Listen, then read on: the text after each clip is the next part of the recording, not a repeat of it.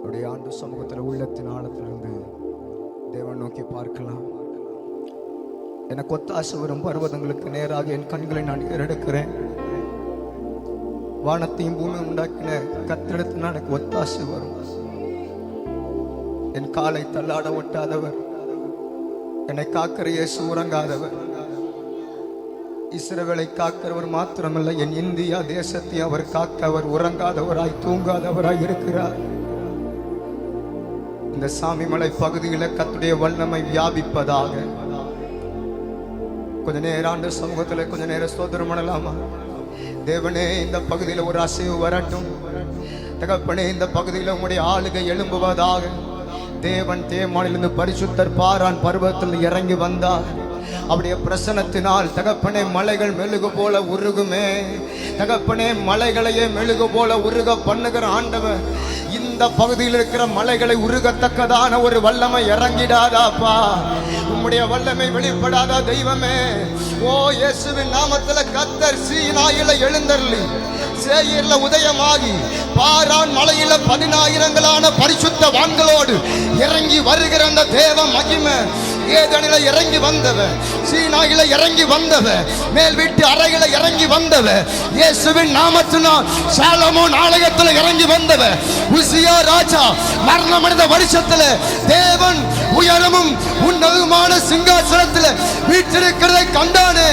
அந்த மகிமை, அந்த வஸ்திர தொங்கலால் தேவாலயம் நிரம்பி இருந்தது.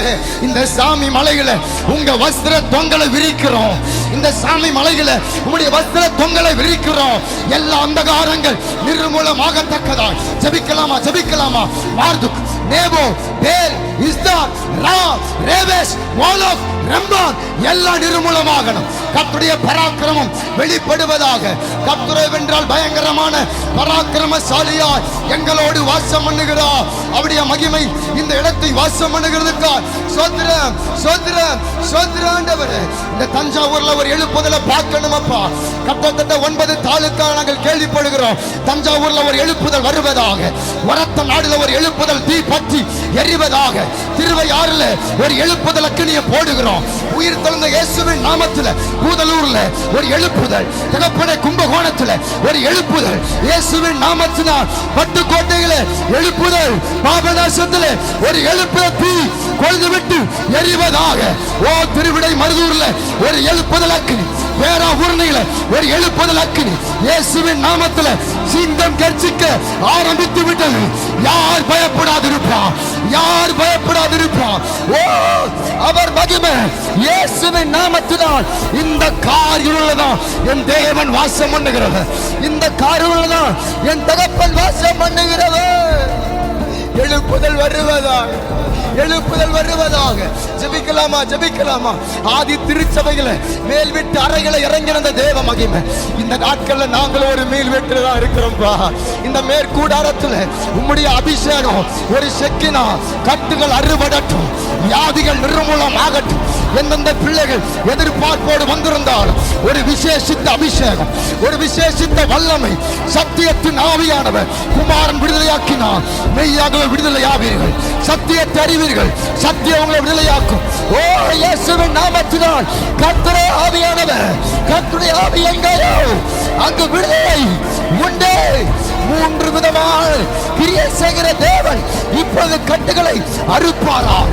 உம்முடைய மகிமை வெளிப்படுவதாக.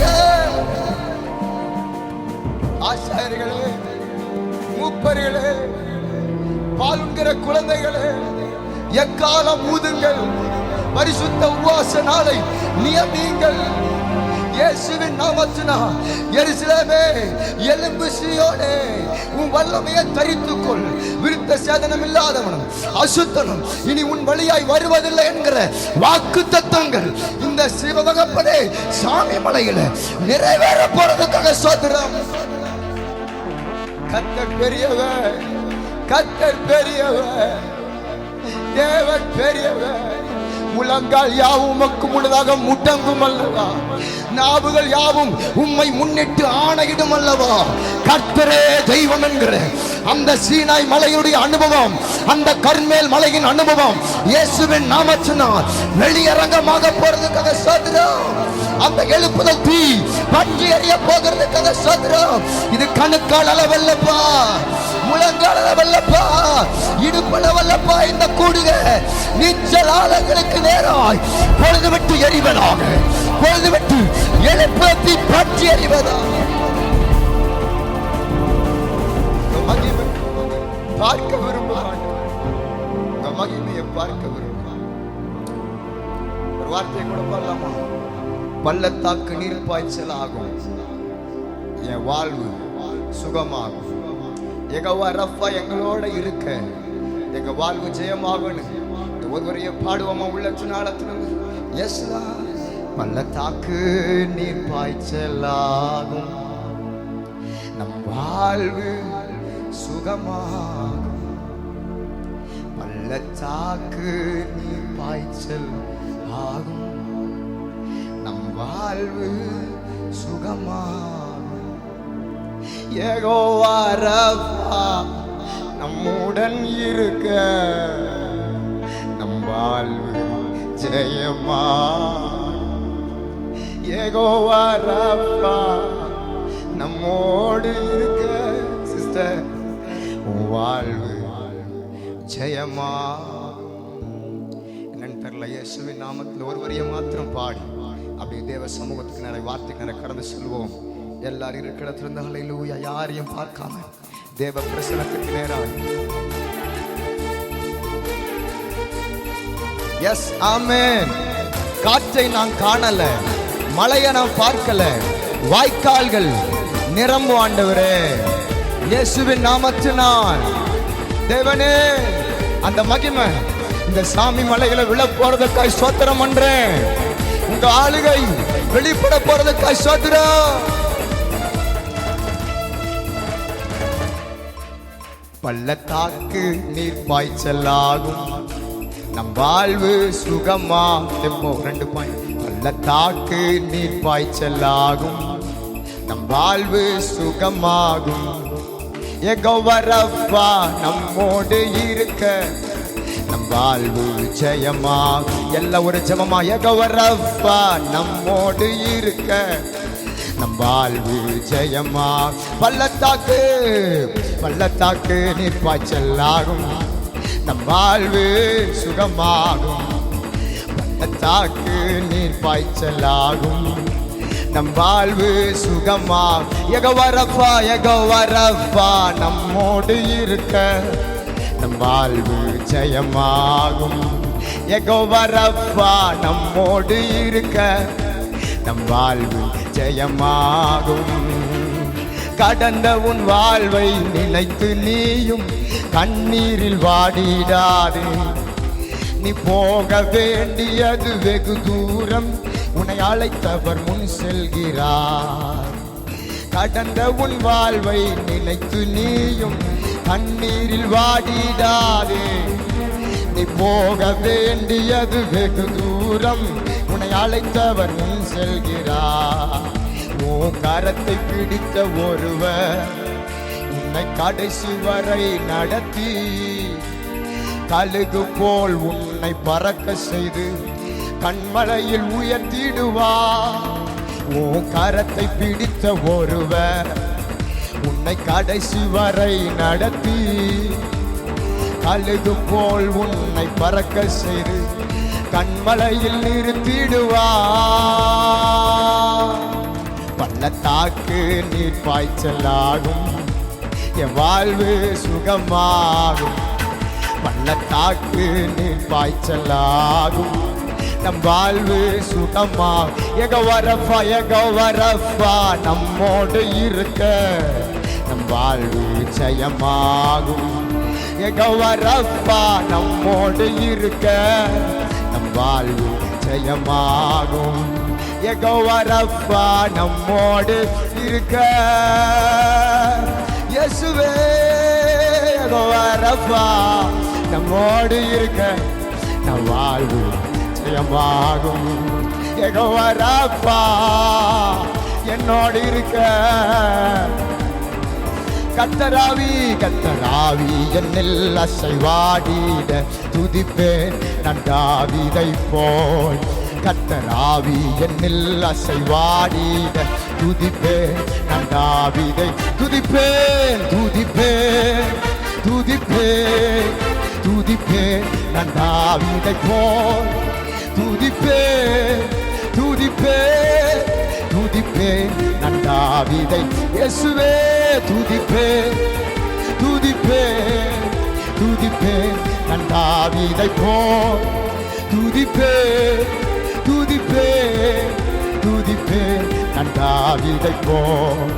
கத்தராவி என்னில் அசைவாடிட ஜெபிப்பேன் நான் தானியேல் போல். கத்தராவி என்னில் அசைவாடிட ஜெபிப்பேன் நான் தானியேல் போல். ஜெபிப்பேன் ஜெபிப்பேன் ஜெபிப்பேன் நான் தானியேலை போல. ஜெபிப்பேன் ஜெபிப்பேன் ஜெபிப்பேன் நான் தானியேல் போல். கடைசியா சொல்லாமா? ஜெபிப்பேன் ஜெபிப்பேன் இயேசுவே ஜெபிப்பேன் ஜெபிப்பேன் ஜெபிப்பேன் நான் தானியேல் போல். ஜெபிப்பேன் சபல ரத்தியந்தனா ஜெபிப்பேன் ஆண்டவரே. என் ஜெபம் இந்த சாமி மலை அசைக்கும். என் ஜெபம் ஒவ்வொரு தாலுக்காவை அசைக்கும். என் ஜெபம் ஒவ்வொரு மாவட்டத்தை அசைக்கும். என் ஜெபம் ஒவ்வொரு மாநிலத்தை அசைக்கும். என் ஜெபம் இயேசுவின் நாமத்தினால் என் ஜெபம் என் துணி என் முழங்கம் என் கண்ணீர் அசைக்கும். இந்த கூட்டம் அசைக்கும். பரிசுத்தவான்கள் ஐக்கியம். இயேசுவே சர்வவல்லவரே ஜெபிப்பேன் விட்டாலே சபையே ஜெபிப்பேன் ஜெபிப்பேன் ஜெபிப்பேன் நான்டா கடைசியா ஜெபிப்பேன் ஜெபிப்பேன் ஜெபிப்பேன் நான்டா நீயல் போல். ஜெபிப்பேன் ஜெபிப்பேன் ஜெபிப்பேன் நான்டா நீயல் போல். ஜெபிப்பேன் ஜெபிப்பேன் ஜெபிப்பேன் நான் தானியேல் போல். சபலரத்யம் ஜெபிப்பேன் நான் தானியேல் போல். நல்ல கரங்களை தட்டி பிதா குமாரன் பரிசுத்த ஆவியானவர் தாமே எந்த நோக்கத்தோடு இந்த கூட்டத்தை கர்த்தர் ஒழுங்குபடுத்தினீங்களோ அந்த நோக்கம் வெளியரங்கமாவதற்காய் ஸ்தோத்திரம் ஸ்தோத்திரம் ஸ்தோத்திரம். ஜெபிப்பேன் ஜெபிப்பேன் ஜெபிப்பேன் நான் தானியேல் போல ஜெபிப்பேன். ஜெபிப்பேன் ஜெபிப்பேன் ஜெபிப்பேன்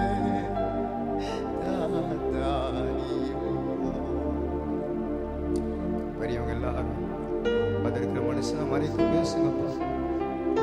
தம்பிங்க தங்கச்சிங்க வாலிய பிள்ளைங்க அண்ணனை மறைச்சு பேசுங்க. நாங்க கடைசி கால எழுப்புதலுக்குரிய சந்ததி ஆண்டவர். எழுப்புதலை பார்த்துடுறோம் ஆண்டவர். கண் முன்னதாக பாகால் பலிபிடங்களை பார்த்து எங்களால் அடக்க முடியல அடக்க முடியல. எழுப்புதல் அக்கினி எலியாவின் காலத்தில் இறங்கியது. யோசுவாவின் காலத்தில் சூரியன் நின்றது. மோசேயின் காலத்தில் செங்கடல் பிளந்தது. அந்த எழுப்புதல் என்ன கொண்டு எழுப்புதலுக்கு எனக்கு ஒரு பங்கு. எழுப்புதல்ல என்னையும் ஒரு பாத்திரமா, எழுப்புதலை சபையும் ஒரு பாத்திரமா, எழுப்புதலை ஊழியர் ஒரு பாத்திரமா, எழுப்புதலை என்னையும் ஒரு பாத்திரமா, என் குடும்பத்தை ஒரு பாத்திரமா. நீங்க எழுப்பிட மாட்டீங்களா ஆண்டவரே? தம்பி, ஒருவன் தாகமா இருந்தால் அவனுக்கு தான் அந்த ஜீவ தண்ணீர் பாயும். சகோதரி, ஒருத்தி தாகமா இருந்தா அவளுக்கு தான் இந்த ஜீவ தண்ணீர் பாயும் என்று வேதத்துல பார்க்கிறோமே. யோவான் 7:37-38 18 வெளிப்படுத்தல் புஸ்தகம் 21:6 22 16 17 வெளிப்படுத்தல் புஸ்தகம் வரைக்கும் எழுதி வைத்திருக்கிற தாகத்தை குறித்து யார போவா, யார் எமது காரியமா பயன்படுவா கேட்கிறாரே தகப்பன்.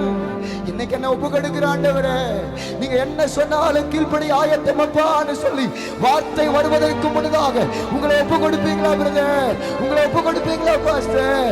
உங்களை ஒப்பு கொடுப்பீங்களா தம்பி தங்கச்சி சகோதரி? உங்களை ஒப்பு கொடுப்பீங்களா? எனக்கு எல்லாம் தெரியும், எனக்கு எல்லாத்தையும் அறிஞ்சிருக்கிறேன், எனக்கு தெரியாத நியாயப்பிரமாணம் கிடையாது அப்படி நிக்கிற சீனியர் ஏடிக்கு கர்த்தருடைய சட்டம் ஒருபோதும் வெளியே வராது. ஆனால் சிறு பிள்ளையா இருக்கிற ஆண்டவரே, நான் கர்த்தரே தெரியலன்னு நிக்கிற குட்டி பிள்ளை சாமுவேலுக்கு தான் அப்பாவுடைய சட்டம் வந்தது. அப்பா சட்டம் அவனுக்கு தான்.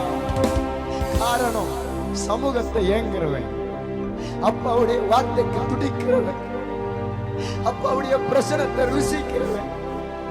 ஆகவே தான் மோசையோட தான் பேசுவீங்களா, என்னோட பேச மாட்டீங்களான்னு மலை அடிவாரத்துக்கும் அந்த கொடுமுடிக்கும் நடுவுல ஒரு வாலிபன் கதறினானே. கர்த்தர் அவன் சத்தத்தை கேட்டார். யாரையாது? அவன் தான் யோசுவா. மோசையோட தான் பேசுவீங்களா? என்னை கொண்டு ஒரு எழுப்புதல் வராதா? என்னை ஒரு பாத்திரமா பயன்படுத்த மாட்டீங்களா? எங்க முற்பிதாக்கள் ஓடுறாங்களே, என்னை ஒரு பாத்திரமா பயன்படுத்துங்களே. கேட்கிறவன் நான் பெற்றுக்கொள்வோம். இப்ப சொல்லுங்க ஆண்டவரே, நீங்க என்ன சொன்னாலும் கீழ்ப்படி ஆயத்தம்பா. வந்திருக்கிற ஊழியனை மறைத்துக் கொள்ளுங்க, எங்க அண்ணனை மறைச்சுக்குங்க, எல்லாம் ஒரு ஜெபம் பண்ணிடுங்க. இயேசுவின் நாமத்தினால் ஆண்டவரே, மனுஷரை பிரியப்படுத்துகிற வார்த்தை என் வாயில போடப்படாமல் தேவனை என்ற தெய்வத்தினுடைய அவருடைய நேசத்தலலுக்கு நேராக உம்மை மாத்திரம் பிரியப்படுத்துகிற வார்த்தை என் வாயில போடப்படுவதாக தகப்பனே. இவர்களுக்காக மாத்திரமல்ல, எனக்காக நீர் பேசுகிறார். உங்க வல்ல கரத்துல தாழ்த்துகிறோம், இயேசு மூலம் கொடுக்கிறோம் நல்ல பிதாவே, ஆமென்.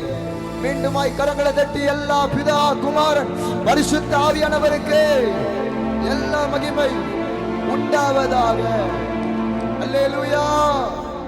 கர்த்தர் நல்லவர். விசேஷமா இந்த நாட்களில் தஞ்சாவூர் மாவட்டத்தில் இருக்கிறதான சாமிமலை பகுதிக்கு வர தேவன் இந்த கிருபைக்காக ஆண்டவருக்கு நன்றி செலுத்துகிறேன். என்னை நேசிக்கிறதான அன்பு தம்பி முகிலுக்காக, அவரோடு இணைந்திருக்கிற சகோதரர் மோசஸ் அவர்களுக்காக நான் ஆண்டவருக்கு நன்றி செலுத்துகிறேன். அதே சமயம் இந்த தரிசனத்தில் இணைந்து ஓடுகிற எல்லா விதமான பரிசுத்தவான்கள் தகப்பன்மார்களுக்காக நான் நன்றி செலுத்துகிறேன். விசேஷமாக இந்த நாட்களில் கிட்டத்தட்ட ஏழாவது மாதம் இந்த தரிசனத்தில் அவங்க தொடர்ந்து பயணிக்க கத்திருந்த கிருபைக்காக ஆண்டவருக்கு நன்றி செலுத்துகிறேன். இந்த 7வது மாதத்தில் என்னை நேசித்து என் மேலே அன்பு பாராட்டி எனக்காக ஜெபித்து இப்படிப்பட்ட பல காரியங்களை செய்து வந்திருக்கிற மறைந்து கிடக்கிற பல விதமான உடன் ஊழியர்கள், மறைந்து கிடக்கிற சில தம்பிமார்களுக்காக ஆண்டவருக்கு நன்றி செலுத்துகிறேன். இந்த நாட்களில் உங்கள் மத்தியில் இருக்க கர்த்தருக்கு தந்த கிருபைக்காக ஆண்டவருக்கு நன்றி செலுத்துகிறேன். தேவன் உங்களோடு பேசுவான் நான் விசுவாசிக்கிறேன். அல்லேலூயா. என்னை அறிமுகப்படுத்துவதற்கு நேரம் இருக்குமா என்பது அறியவில்லை. ஆனாலும் வேகமாய் ஒரு சில காரியங்களை பேசிவிட்டு நேரம் கிடைக்குமானால் என்னுடைய சாட்சிகளை கொஞ்சம் பேசுகிறேன். ஆவியான உதவி செய்வாராக. உங்களுக்காக தேவ சமூகத்தில் நின்ற போது 2 விதமான செய்தியை நான் எடுத்து வந்தேன். எப்போது போனாலும் ஆண்டவர் சமூகத்தில், அதில் தேவ சமூகத்தில் அதிக நேரம் ஜெபித்து வார்த்தை எடுத்து வருவது என்னுடைய வழக்கம். அதன் அடிப்படையில் தேவ சமூகத்தில் இந்த நாட்கள் இந்த கூடுகையை குறித்து தம்பி முகில் சொன்ன நாள்ல இருந்தே உங்களுக்காக உபவாசத்தோடு ஜெபிக்க கர்த்தர் கிருபை செய்தார். ஆகவே இந்த நாட்களில் நான் தொடர்ச்சியாய் உங்களோடு பேசுவேன். ஆவியானவர் உதவி செய்வாராக. ஒரு சில புதிதான பிள்ளைகள் வந்திருக்கிறபடியால் அவர்களுக்கும் சுவிசேஷ செய்தியாகவும் பேச வேண்டிய சூழ்நிலை உண்டு. ஆகவே பைபிள் ஸ்காலர்களும் நீங்கள் உள்ளே உட்கார்ந்துருக்கீங்க, கல்லெடுத்து அடிச்சிடாதீங்க. ஏனென்றால் அவர்களுக்காகவும் கொஞ்சம் நிறுத்தி நிதானத்தோடு பேசுவது நான் எதிர்பார்க்கிறேன். 99 நீதிமன்றம் விட கர்த்தருக்கு ஸ்தோத்திரம். அல்லேலூயா. கர்த்தர் நல்லவர். இந்த கூட்டத்திற்காக தேவ சமூகத்தில் ஜெபித்த போது ஆண்டவர் எனக்கு இந்த வசனத்தை தான் முன்னதாக வைத்தார். நான் போகிற எல்லா இடங்களிலும் தீர்க்க தரிசனமான செய்தியைத்தான் நான் பேசி வருகிறேன் என்பதை ஜனங்கள் ஊடாக, ஊழியர்கள் ஊடாக நான் கவனித்து வருகிறேன். ஒரு பெரிய அசைவை போகிற இடத்திலெல்லாம் ஆவியானவரை கிரியை செய்கிறார். அதன் அடிப்படையில் இந்த கூட்டத்திற்காக ஜெபித்த போது எனக்கு ஆண்டவர் காண்பித்த வசனம் பிலிப்பியர் 4ஆம் அதிகாரம் 19வது வசனம். என் தேவன் தம்முடைய ஐஸ்வரியத்தின்படி உங்கள் குறைவை எல்லாம் கிறிஸ்து இயேசுவுக்குள் மகிமையில நிறைவாக்குவா என்கிற வார்த்தையை பவுல் என்று சொல்லுகிற தேவனுடைய தாசன் பிலிப்பு சபைக்கு எழுதுகிறார். என் தேவன் தம்முடைய ஐஸ்வரியத்தின்படி உங்கள் குறைவை எல்லாம் கிறிஸ்து இயேசுவுக்குள் மகிமையில நிறைவாக்குவார். இந்த உலகத்துல குறைவுபடாத மனுஷன் இந்த உலகத்துல இருக்கவே முடியாது. அவன் பணக்காரனா இருந்தாலும் சரி, அல்லது ஒருவேளை ஏழை ஜனங்களா இருந்தாலும் சரி, நடுத்தரவாசிகளா இருந்தாலும் சரி, விசுவாச பிள்ளைகளா இருந்தாலும் சரி, ஊழியர்களா இருந்தாலும் சரி, எல்லா விதமான தேவ பிள்ளைகளும் வெளியில உள்ளவர்களும் வாழ்க்கையில சில குறைவை கண்டு கொண்டுதான் வருகிறார்கள். சில பேர் சொல்லுவார்கள், அண்ணே எனக்கு இவ்வளவு வயதாயிட்டு, அண்ணா எனக்கு இவ்வளவு காலமாயிட்டு, எனக்கு இன்னும் திருமணமாகவில்லை, எனக்கு திருமண தடை, என் வாழ்க்கையில எனக்கு ஒரு லைஃப் பார்ட்னர் கிடைக்காம நான் வாழ்க்கையில குறைவுபடுகிறேன் என்று சிலர் வருவார்கள். ஒரு சிலர்கள், அண்ணே எனக்கு திருமணமாய் 10 வருடங்களுக்கு மேலாய் 15 வருடங்களுக்கு மேலாய் ஆயிட்டு பிரதர், ஆனாலும் என்னுடைய வாழ்க்கையில ஒரு சந்ததியை பார்க்க முடியவில்லை, என் வாழ்க்கையில கற்பம் திறக்கப்படாத சூழ்நிலைகள் ஏன் என்று சாபத்தின் ரீதியாக காயப்பட்ட நிலைமையில சில பேர் வருவார்கள். ஏன் அநேக தேவ பிள்ளைகளும் கூட இன்றைக்கு வாழ்க்கையில கடன் கடன் கடன் என்று பலவிதமான சூழ்நிலையில கட்டப்பட்டு, பாஸ்டர் எவ்வளவு சம்பாதிச்சாலும் எல்லாம் பொத்தலான பையில தான் போகுது, எவ்வளவு சம்பாதிச்சாலும் என் பணமெல்லாம் வட்டிக்கே நான் செலவு பண்றேன், ஏன் இந்த நிலைமை என் வாழ்க்கையில மாற மாட்டேங்குது என்று சொல்லி பல பேர் இப்படிப்பட்ட கேள்வியோடு வருவார்கள். அவர்கள் வாழ்க்கையில பொருளாதார ரீதியாய் குறை. ஏன் ஊழியக்காரங்க வாழ்க்கையில மாத்திரம் குறை இருக்காதா? விசுவாச பிள்ளைகளுக்கு குறை இருக்குமானால் பரிசுத்தவான்களாகிய ஊழியம் செய்கிற ஊழியக்காரங்களுக்கு 3 மடங்கு பல பாடுகள் அவங்க வாழ்ந்து வருகிறார்கள். இங்க இருக்கிற ஊழியரை கேட்டு பார்த்தால் ஒவ்வொருவரும் அதை சொல்லுவார்கள். எவ்வளவோ ஜெபிக்கிறேன், எவ்வளவோ ஊழியம் செய்கிறேன், ஆனால் என் சபைகளை ஒரு பெரிய பொருளாதார வளர்ச்சிகளை நான் மேன்மையை பார்க்க முடியல பாஸ்டர். அது மாத்திரமா, எவ்வளவோ போராடுறேன், ஆத்துமா எழுப்புதல், தேசம் தமிழ்நாடு பாரத்தோட நான் கதறேன், தாலுக்கா சாமிமலைன்னு, ஆனாலும் தேசத்துல ஒரு பெரிய அசைவை பார்க்க முடியாமல் என்னுடைய திருச்சபை நிறைய நேரங்களில் வெற்றிடத்தை நான் பார்க்கிறேன். ஏனென்றால் ஆத்துமாக்கள் இல்லை என்கிற குறை, பலவிதமான குறைகளை இன்றைக்கு தேவ பிள்ளைகளும் அப்படிப்பட்ட சூழ்நிலை வாழுகிறார்கள். நான் தேவ சமூகத்தில் இதை கேட்டபோது ஆவியானவன் கண்களை திறந்து சொன்ன காரியம், பலிப்பு சபைக்கு பவுல் சொல்லுகிறார், 2 விதமான குறையை சொல்லுகிறார். நீங்கள் பிலிப்பியர் புத்தகம் 2ஆம் அதிகாரம் 3வது வசனம் 30வது வசனத்தை எடுத்து வாசிச்சு பார்த்தீங்கன்னா அங்க இருக்கிற விசுவாசிகள் குறைவை அவர் சொல்லுகிறார்.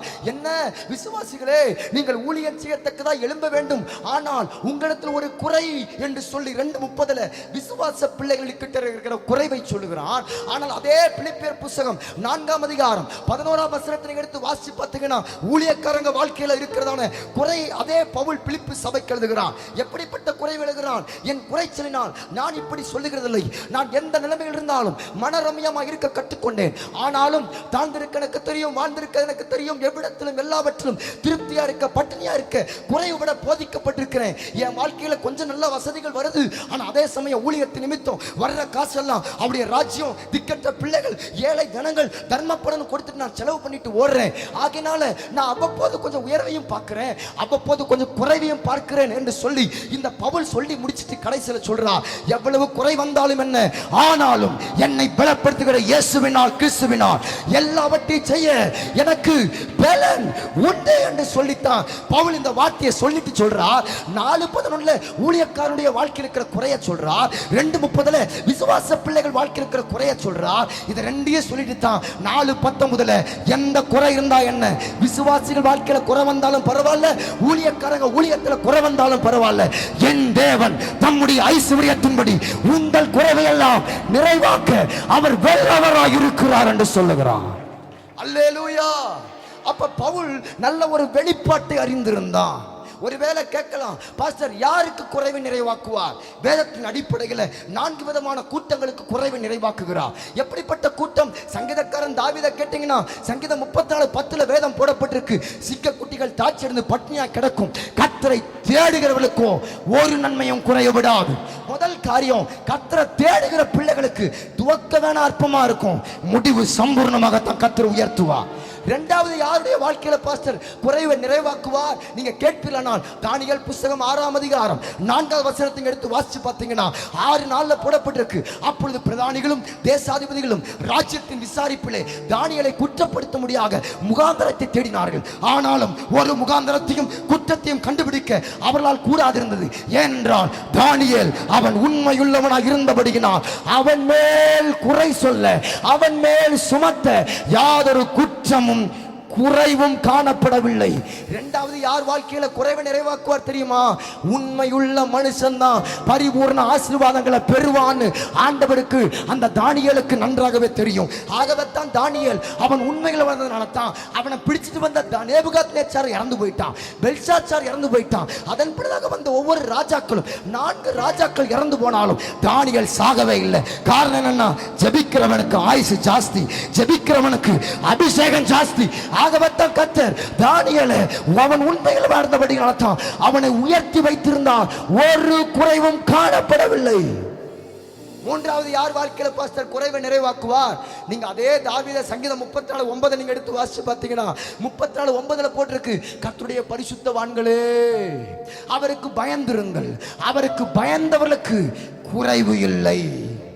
வேதம் சொல்லுகிறது, கர்த்தரை உண்மையா தேடுகிற பிள்ளைகள் வாழ்க்கையில, அவருக்கு பயந்து நடக்கிற பிள்ளைகள் வாழ்க்கையில குறைவு கிடையாதாம். 1000 பெண்டாட்டிய கல்யாணம் முடிச்ச சாலமோனை கேட்டோம்னா நீதிமொழி 22ஆம் அதிகாரம் 4வது வசனத்தை எடுத்து வாசிச்சு பார்த்தீங்கன்னா 22:4 அவன் சொல்லுகிறான், தாழ்மைக்கும் கர்த்தருக்கு பயப்படுதலுக்கும் வரும் பலன் ஐஸ்வர்யம், மகிமை, ஜீவனுமா. நான் சொல்லுவேன், எந்த விசுவாச பிள்ளைகள், எந்த ஊழியர்கள், எந்த உடன் ஊழியக்காரர்கள், எந்த வாலிப தம்பி தங்கச்சிங்க, நீங்களும் நானும் தேவ சமூகத்தில் எவ்வளவு போராட்டம் வந்தாலும், ஆண்டவரை எவ்வளவு சூழ்நிலைகள் வந்தாலும் உமக்கு பயந்து நான் வைராக்கியமா உத்தமமா உண்மையா ஜீவிப்பேன் ஆண்டவரேன்னு அவருக்கு பயப்படுற பயம் இருக்கிற பிள்ளைகளை கர்த்தர் அவங்களுக்கு கொடுக்கிற வெகுமதி தான் ஐஸ்வர்யம், 2வது மகிமை, 3வது ஜீவன். எப்படி பாஸ்டர் இந்த ஐஸ்வர்யம், மகிமை, ஜீவன் நீங்க 22 நாளை குறித்து நீங்க கேட்டீங்கன்னா அதுக்கு நான் பெரிய பிரசங்கம் எடுக்கணும்னு சொல்ல நேரம் இல்லை. ஆனா 22 நாளை நீங்க கவனிக்கும் போது ஐஸ்வர்யம், உண்மையுள்ள மனுஷன் பரிபூர்ண ஆசீர்வாதத்தை பெறுவான். கர்த்தருக்கு பயப்படுற பிள்ளைகளுக்கு கர்த்தர் ஐஸ்வர்யத்தை கொடுத்து உயர்த்துவார். அந்த ஐஸ்வர்யத்தை வைத்துட்டு உள்ளுக்குள்ளேயே வீடு மாடி கட்டணும்னு மேன்மைப்படுகிற ஆட்களுக்கு அல்ல, அதை வைத்து இதை வைத்து நான் இன்னும் அவர் ராஜ்யத்தை கட்ட விரும்புறேன், இதை வச்சு இன்னும் ஆண்டவருடைய ராஜ்யத்துக்காக ஆத்துமாக்களுக்காக நான் என் செல்வத்தை நான் செலவழிக்க விரும்புறேன்னு நீங்கள் ஓடுவீர்களானால் அதன் பின்னதாகத்தான் ஐஸ்வர்யத்துக்கு பின்னதாக மகிமையை தேவன் தருவாராம். மகிமை என்றால் எதற்கு அடையாளம்? அது ஊழியத்திற்கு அடையாளம், அது பரலோக ராஜ்யத்துக்கு அடையாளம். வேதம் போட்டிருக்கு, தேவன் எவர்களை முன்னறிந்தாரோ அவர்களை தம்முடைய குமாரனுடைய சாயலுக்கு ஒப்பார்க்க முன்குறித்தார், எவர்களை முன்குறித்தாரோ அவர்களை அழைத்தார், எவர்களை அழைத்தாரோ அவர்களை நீதிமான்களாக்குகிறார், எவர்களை நீதிமான்களாக்குகிறாரோ அவர்களை மகிமைப்படுத்தியும் இருக்கிறார் என்று ரோமர் 8ஆம் அதிகாரத்தில் வாசிக்கிறோமே. ஆகவே தேவ பிள்ளைகளுக்கு சொல்லுவேன், நீ ஐஸ்வர்யத்தோடு நின்று விடாத, இன்னும் ஒரு படி ஊழிய களத்தில் இறங்குவாய் என்றால் அதற்கு அடுத்து கர்த்தர் கொடுக்கிறதா மகிமை. ஆகவத்தா இயேசு கிறிஸ்து கூட யோவான் 12ஆம் அதிகாரத்தில் கேட்கிறார், பிதாவே என்னை மகிமைப்படுத்தும்னு ஊழியத்தில் தான் சொன்னார். ஆகவத்தா ஆண்டவர் சொன்னார், மகிமைப்படுத்தினேன், இன்னமும் மகிமைப்படுத்துவேன். அப்ப ஆளுடைய பிள்ளைகளாகிய நீங்களும் நானும் ஏதோ இயேசுவை தேடி வந்துட்டா கர்த்தர் ஐஸ்வர்யம், பணம், காலத்தில் வேலை இல்லாம இருந்தோம் பாஸ்டர், சர்ச்சைக்கு வந்தேன், எங்க பாஸ்டர் ஜெபம் பண்ணாங்க, கர்த்தர் எனக்கு உயர்த்திட்டார், நல்ல வேலை கிடைச்சிச்சு, சூப்பர்னு சொல்லிட்டு ஐஸ்வர்யம், மேன்மையான உயர்வு வந்தபோது தங்கள் மேய்ச்சலினால நீங்கள் திருப்தியாய் தேவ ராஜ்யத்தை கட்டாமல் ஓடிவிட்டீர்களோ?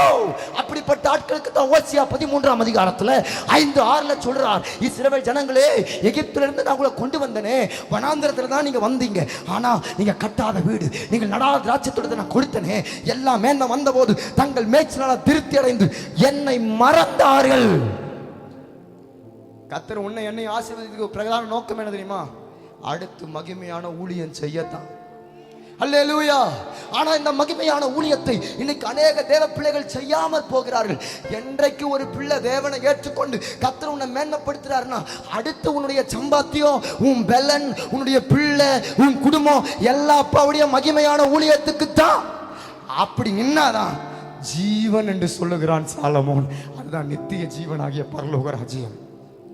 கர்த்தருக்கு பயப்படுற பயம். அப்ப 3 பேர். முதல் சொன்னேன், தேடுற பிள்ளைகளுக்கு குறைவு இருக்காது. 2வது கர்த்தருக்கு உண்மையுள்ள பிள்ளைகளுக்கு குறைவு இருக்காது. 4வது அவருக்கு பயப்படுகிற, 3வது அவருக்கு பயப்படுகிற பிள்ளைகளுக்கு குறைவு இருக்காது. 4வது யாருக்கு பாஸ்டர் குறைவு இருக்காது? அப்போஸ்தலர் புத்தகம் 4ஆம் அதிகாரம் 34, 35 நீங்க எடுத்து வாசிச்சு பார்த்தீங்கன்னா, நிலங்களையும் வீடுகளையும் உடையவர்கள் அவைகளை விற்று விற்கப்பட்டவன் கிரயத்தை கொண்டு வந்து அப்போஸ்தலருடைய பாதத்தில் வைத்தார்கள். அவனவனுக்கு தேவையானதுக்கு தக்கதாய் கொடுக்கப்பட்டது. அவர்கள் ஒருவனுக்கும் ஒன்றும் குறைவாய் இருந்தது இல்லை. 4வது யாருக்கு தெரியுமா குறைவை நிறைவாக்குவார்? அவர் ராஜ்யத்துக்கு கொடுத்து தாங்குற பிள்ளைகளை. அல்லேலூயா. அப்ப அப்ப 4 விதமான கொடுத்து ஆண்டவர் சொல்லுகிறார். யாருக்கு பாஸ்டர் கொடுத்து தாங்கணும்? இன்னைக்கு நிறைய பேர் எங்கேயோ அந்த டிவி கார், எங்கேயோ இவங்க, எங்கேயோ அவங்க. No no no. யாருக்கு தெரியுமா கொடுக்கணும்? நீங்க கவனிச்சு பாருங்க. இயேசு கிறிஸ்து அப்போஸ்தலர் 1:14 நீங்க கவனிச்சு பார்த்தீங்கன்னா, இயேசு மரித்தெழுந்து உயிர் தெழுந்து போன பின்னதாக 1:11 போடப்பட்டிருக்கு. கலிலேய மனுஷரை நீங்கள் ஏன் வானம் திறந்து பார்த்து நிற்கிறீர்கள்? கிறிஸ்துவானவர்கள் கண்களுக்கு முன்னாக எப்படி எழுந்தருளி போனவரோ அப்படியே மறுபடியும் இடத்துக்கு திரும்பி வருவார். ஆகவே நீங்கள் எல்லாரும் ஆண்டவர் சொன்னது போல அந்த உன்னதத்தில் வருகிற மகிமையை நீங்க பெற்றுக்கொள்வதற்காக எருசலேமில் மேல் வீட்டில் காத்து ஜெபம் பண்ணுங்கங்கிறார். இந்த வார்த்தையை கேட்ட உடனே சபை 1ஆம் அதிகாரத்தில் ஜெபிக்குது, 2ஆம் அதிகாரத்தில் ஆவியானவர் இறங்குறார், 3ஆம் அதிகாரத்தில் அற்புதங்கள் நடக்குது. ஆனால் 3ஆம் அதிகாரத்தில் வேதம் போட்டிருக்கு, ஜெப உலக 9ஆம் நேரத்தில் வேதம் போட்டிருக்கு, பேதுரு யோவானும் அங்கே சப்பானியாக கிடக்கிற தாயின் வயிற்றிலிருந்து சப்பானியாக பிறந்த ஒரு மனுஷனை தேவாலயத்தில் பிரவேசிக்க கொடுத்து பிச்சை கேட்க முடியும். அவன் அலங்கார வாசனையில் நாடு கொடுத்து வைப்பார்கள். அப்பொழுது பேதுரு யோவானையும் பார்த்துட்டு எப்பா ஏதாகலும் கிடைக்கும் அவன் எண்ணி பிச்சை கேட்குறான். உடனே அந்த பேதுரு சொல்கிறான் 6ஆம் வசனத்தில், வெள்ளி பொண்ணு இடத்துல இல்லை, நான் சொல்ல நான் இயேசுவின் நாமத்தில் என்கிட்ட ஒன்று இருக்கு, இயேசுவின் நாமம், இயேசுவின் நாமத்தில் எழுந்துச்சு நடன்னு சொல்லி சப்பானி கை கொடுத்தான். உடனே அவன் கால்களும் கரடுகளும் பலன் கொண்டு அவன் குதித்தெழுந்து நின்று நடந்து குதித்து தேவனை மகிமைப்படுத்தி அவர்களோட தேவாலயத்திற்குள் பிரவேசித்தான். அற்புதத்துக்கு வர்ற தேவ பிள்ளைகள் கர்த்தர் அற்புதம் செஞ்சாருன்னா அடுத்து நீ போய் கால் வைக்க வேண்டிய இடம் தேவாலயம். அல்லேலூயா. ஆகவத்தான் இந்த சப்பானியை எழுப்பி விட்ட போது அந்த பேதுரு சொன்னதை தான் நிறைய பேர் மறந்துட்டாங்க. பேதுரு சொன்னதை அந்த சப்பானி கேட்டானான்னு தெரியல. என்னது? வெள்ளியும் பொண்ணும் என்கிட்ட இல்லை, வெள்ளியும் பொண்ணு என்கிட்ட இல்லை. வெள்ளியும் பொண்ணு இல்லைன்னு சொன்னதை சப்பானி கேட்டானோ இல்லையோ, அங்க இருக்கிற பிச்சை எடுக்கிற ஆள் கேட்டாங்களோ இல்லையோ, ஒருவேளை அங்க இருக்கிற பரிசேய சமயத்தார்கள் அங்க இருக்கிற பிரதான ஆசிரியர் கேட்டார்களோ இல்லையோ, பரலோகத்தில் இருக்கிற ஒருவர் கேட்டு கொண்டே இருந்தார். அல்லேலூயா. எப்ப வெள்ளியும் பொண்ணு இல்லைன்னு இந்த பேதுரு சொன்னானோ, நோ பிரேயர் பாயிண்ட். அதான் புலம்பல் நினைக்கிறேன். No prayer point. நிறைய நேரம் நம்ம கேட்போம்ல, பாஸ்டர் ஆண்டவரே எனக்கு ஒரு ஆம்னி கொடுத்துட்டீங்கன்னா போதும் ஆண்டவரே, நான் அப்படியே ஆத்துமாக்களை கொண்டுடலாம் ஆண்டவரே, ஆம்னி கொடுத்துட்டீங்கன்னா. அல்லேலூயா. எத்தனை ஊழியருடைய நிலைமை இருக்கா இல்லையா? எனக்கு ஒரு காரு கொடுத்துட்டீங்கன்னா நான் அப்படியே அந்த ஆத்துமாக்களை, எனக்கு ஒரு வேன் கொடுத்துட்டீங்கன்னா அப்படியே ஊரா போயிட்டு மினிஸ்ட்ரி பண்ணி ஆதாயம் படித்திடலாம் ஆண்டவரே அப்படின்னு சொல்லி நிறைய நேரத்தில் ஊழியக்காரங்க புலம்புவாங்க, கேட்பாங்க. ஆனால் அதை ஒரு பெரிய அசைவை காணாதது போல தான் தெரியும். ஆனால் நீங்கள் கவனிச்சு பாருங்க, எப்போ வெள்ளியும் பொண்ணு இல்லைன்னு 3ஆம் அதிகாரத்தில் சொன்னானோ, பரலோகத்திற்கு ஆண்டவர் கேட்டு 4ஆம் அதிகாரத்தில் நிலத்தை வீட்டை வித்து எல்லாரும் பேதுரு காலில் வைங்கடான்னார் ஆண்டவர். அதுதான் தேவன் செய்கிற உண்மையுள்ள மனுஷனும் கர்த்தருக்கு பயப்படுகிற பிள்ளைகளும் பரிபூர்ண ஆசீர்வாதங்களை பெறுவார்கள். நான் ஆண்டவர்கிட்ட கேட்டேன், சப்பானி நடக்கிறான், மரித்தோர் தபித்தால் உயிரோடு எழுப்புறான், இப்படி பெரிய பெரிய மிராக்கள்லாம் பஞ்சாப்ல 11 பேர் உயிரோடு எழுப்புறாங்க, வடமாநிலத்தில் பீகார்ல, சத்தீஸ்கர்ல, வெஸ்ட் பெங்கால், ஜார்க்கண்ட் பெரிய பெரிய மிராக்கள் நடக்குது ஆண்டவரே. ஆனா எங்க தமிழ்நாட்டில் ஏண்டவர் நடக்கல, ஏண்டவரே இந்த பாலா போன தமிழ்நாடா போயிடுச்சான்னு ஆண்ட சமூகத்தில் ஏங்கி ஏங்கி அழுத போது ஆண்டனுக்கு சொன்ன ஒரே ஒரு தாக்கு, எவன் வெள்ளியும் பொண்ணு இல்லைன்னு சொல்லி பிறந்த புஸ்தகமா நிற்கிறானோ அவன் தான் சப்பானி எழுப்புவானார். அல்லேலூயா. எவன் பேங்க் டெபாசிட்ல எனக்கும் என் குடும்பத்துக்கு ஒண்ணு இல்லை, நாங்க எதை செய்தாலும் கர்த்தருடைய மகிமைக்கும் அவருடைய ராஜ்யத்துக்கு தான் கொடுக்கிறோன்னு சொல்றாங்களோ அவனை கொண்டு தாண்டா மரித்தோர்களின் உயிரோட எழுப்புவேன்னு தேவனாகிய சேனைகளின் கர்த்தர் பேசுகிறான். அல்லேலூயா. பக்கத்துல பார்த்துக்கலங்க, எவ்வளவு அக்கௌண்ட்ல வச்சிருக்கீங்க? அக்கௌண்ட்ல. அல்லேலூயா. இப்ப சத்தமே வராது. அல்லேலூயா. ஆமா, நீங்க நல்லா கவனிச்சு பாருங்க. இயேசு கிறிஸ்து மிகப்பெரிய ஊழியக்காரர். யோவான் 6:15 போடப்பட்டிருக்கு, அவர் ராஜாவாக்க மனதா திரளான ஜனங்கள் கூடிட்டு வந்தாரலாம். லூக்கா புத்தகம் 5:1 அவருடைய வசனத்தை, அவருடைய உபதேசத்தை கேட்கும்படி எல்லா ஜனங்களும் வந்து திரளான ஜனங்கள் கூடினாங்க. 5:1 உபதேசத்தை, தேவ வசனத்தை கேட்க. ஆனா 5:15 நீங்க கவனிச்சு பாத்தீங்கன்னா வசனத்தை கேட்கறது மாத்திரம் இல்ல, ஆண்டவர் அபிஷேகம் இன்க்ரீஸ் ஆகும் போது எல்லா பிணிகளும் நீங்கத்தக்கதாய் சௌக்கியம் அடைவதற்காக திரளான ஜனங்கள் கூடி வந்தாங்களாம். அதுதான் அபிஷேகம். இத்தனை நாள் நம்ம ஜெபிக்கிறோம், இத்தனை நாள் முழங்கால் போட்டு கதறோம், ஆனா இத்தனை நாள் செய்தியை கேட்கிறோம். செய்தியை கேட்கறதோடு நின்றக்கூடாது ஆண்டவரே. இனி அற்புதங்கள், பிணியாளிகள் மேல கை வைக்கும் போது சப்பானிகள் நடக்கணும், மரித்தோர்கள் உயிரோட எழுப்புன ஆண்டவரே. அதுக்காக தான் உபவாசம் போட்டு அழறேன். சபையே சும்மா வாய்ச்சாலகனா ஓடிடக்கூடாது. சும்மா ஏதோ வந்தோம், ஜெபிச்சோம், கதறணும், ஏதோ ஒரு அசைவை பார்க்காம ஓடக்கூடாது. கடமைக்காக மீட்டிங், கடமைக்காக கூட்டம், கடமைக்காக ஓய்வு நாள் ஆராதனை, கடமைக்காக ஃபாஸ்டிங் பிரேயர் போகாதீங்க. அல்லேலூயா.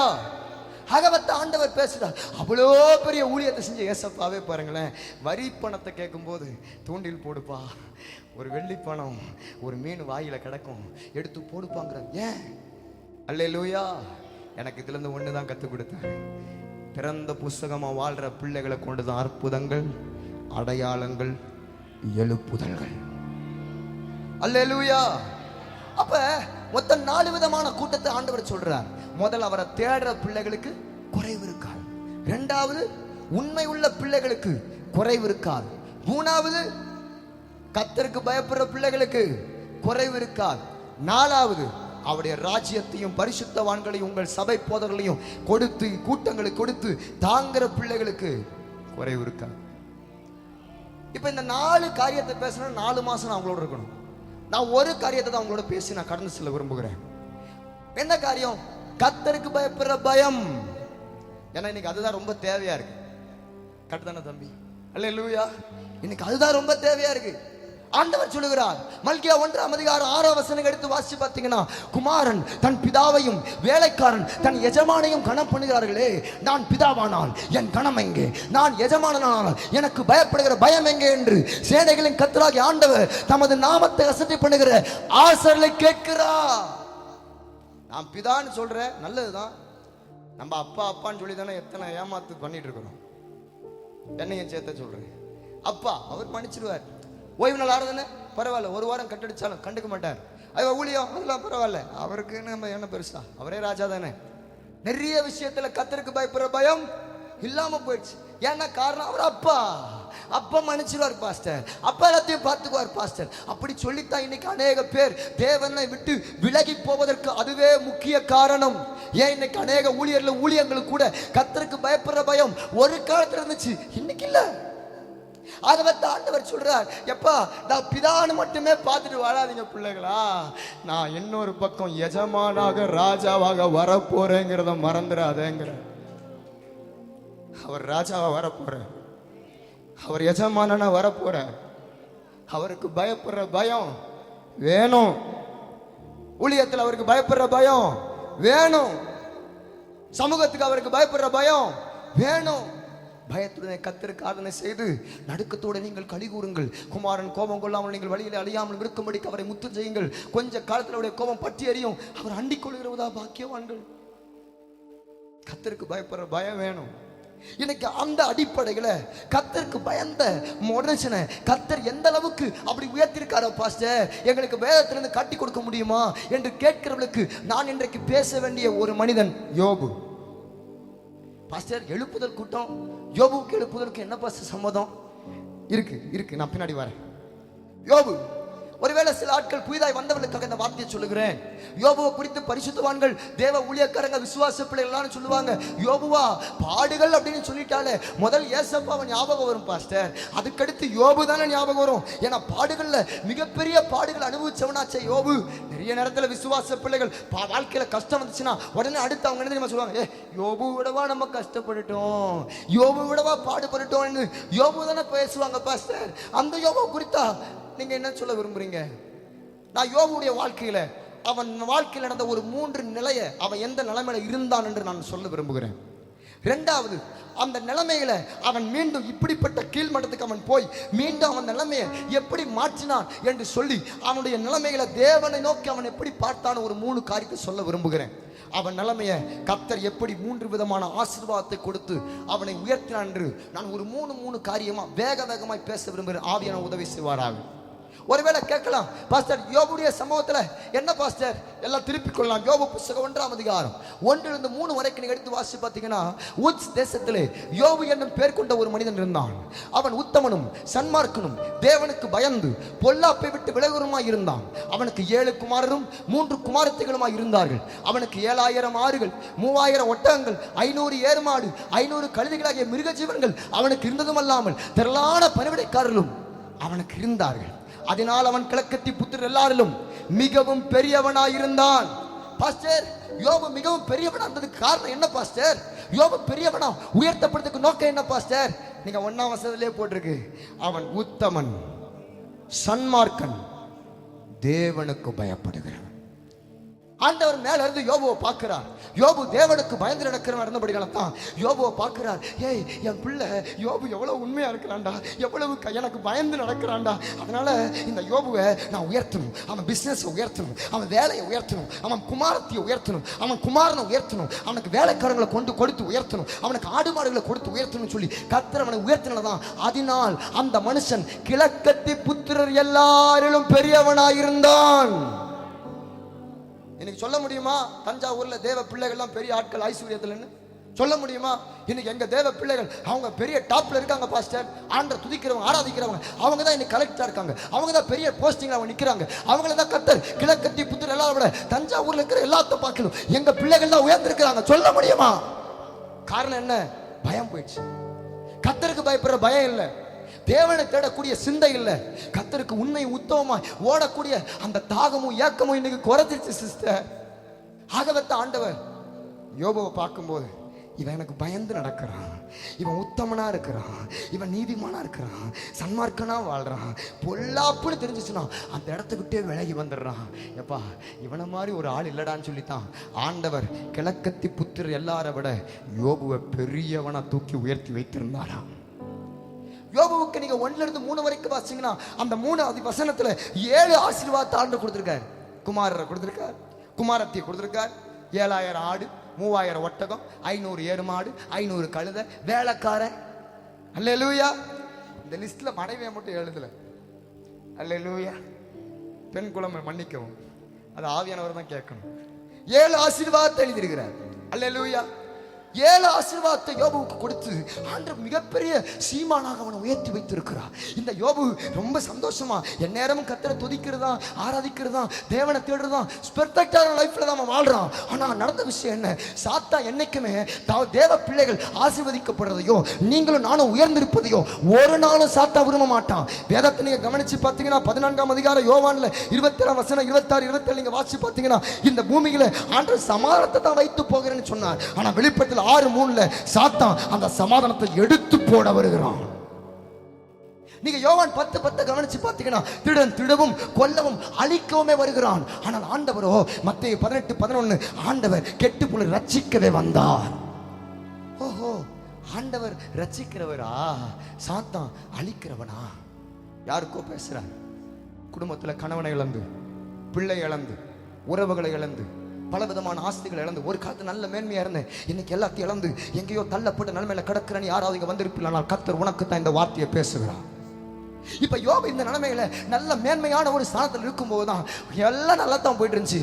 உடனே வந்துட்டான் மேப்படியான், சாத்தான் வந்துட்டான்.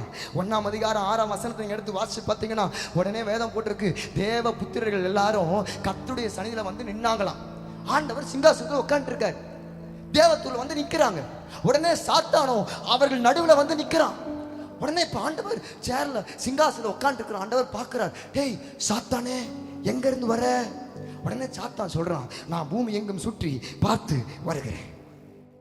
ஆண்டவர் உடனே கேட்கிறார், என் தாசனாகிய யோபு மேல கண்ணு வச்சியா? என் மகன் சுபாஷ் மேல கண்ணு வச்சியா? என் பிள்ளைகள் மேல கண்ணு வச்சியா அப்படின்னு ஆண்டவர் கேட்கிறார். உடனே அவன் மண்டையை சொல்லிறான், உங்களுக்கு எப்படி தெரியும் ஆண்டவரே?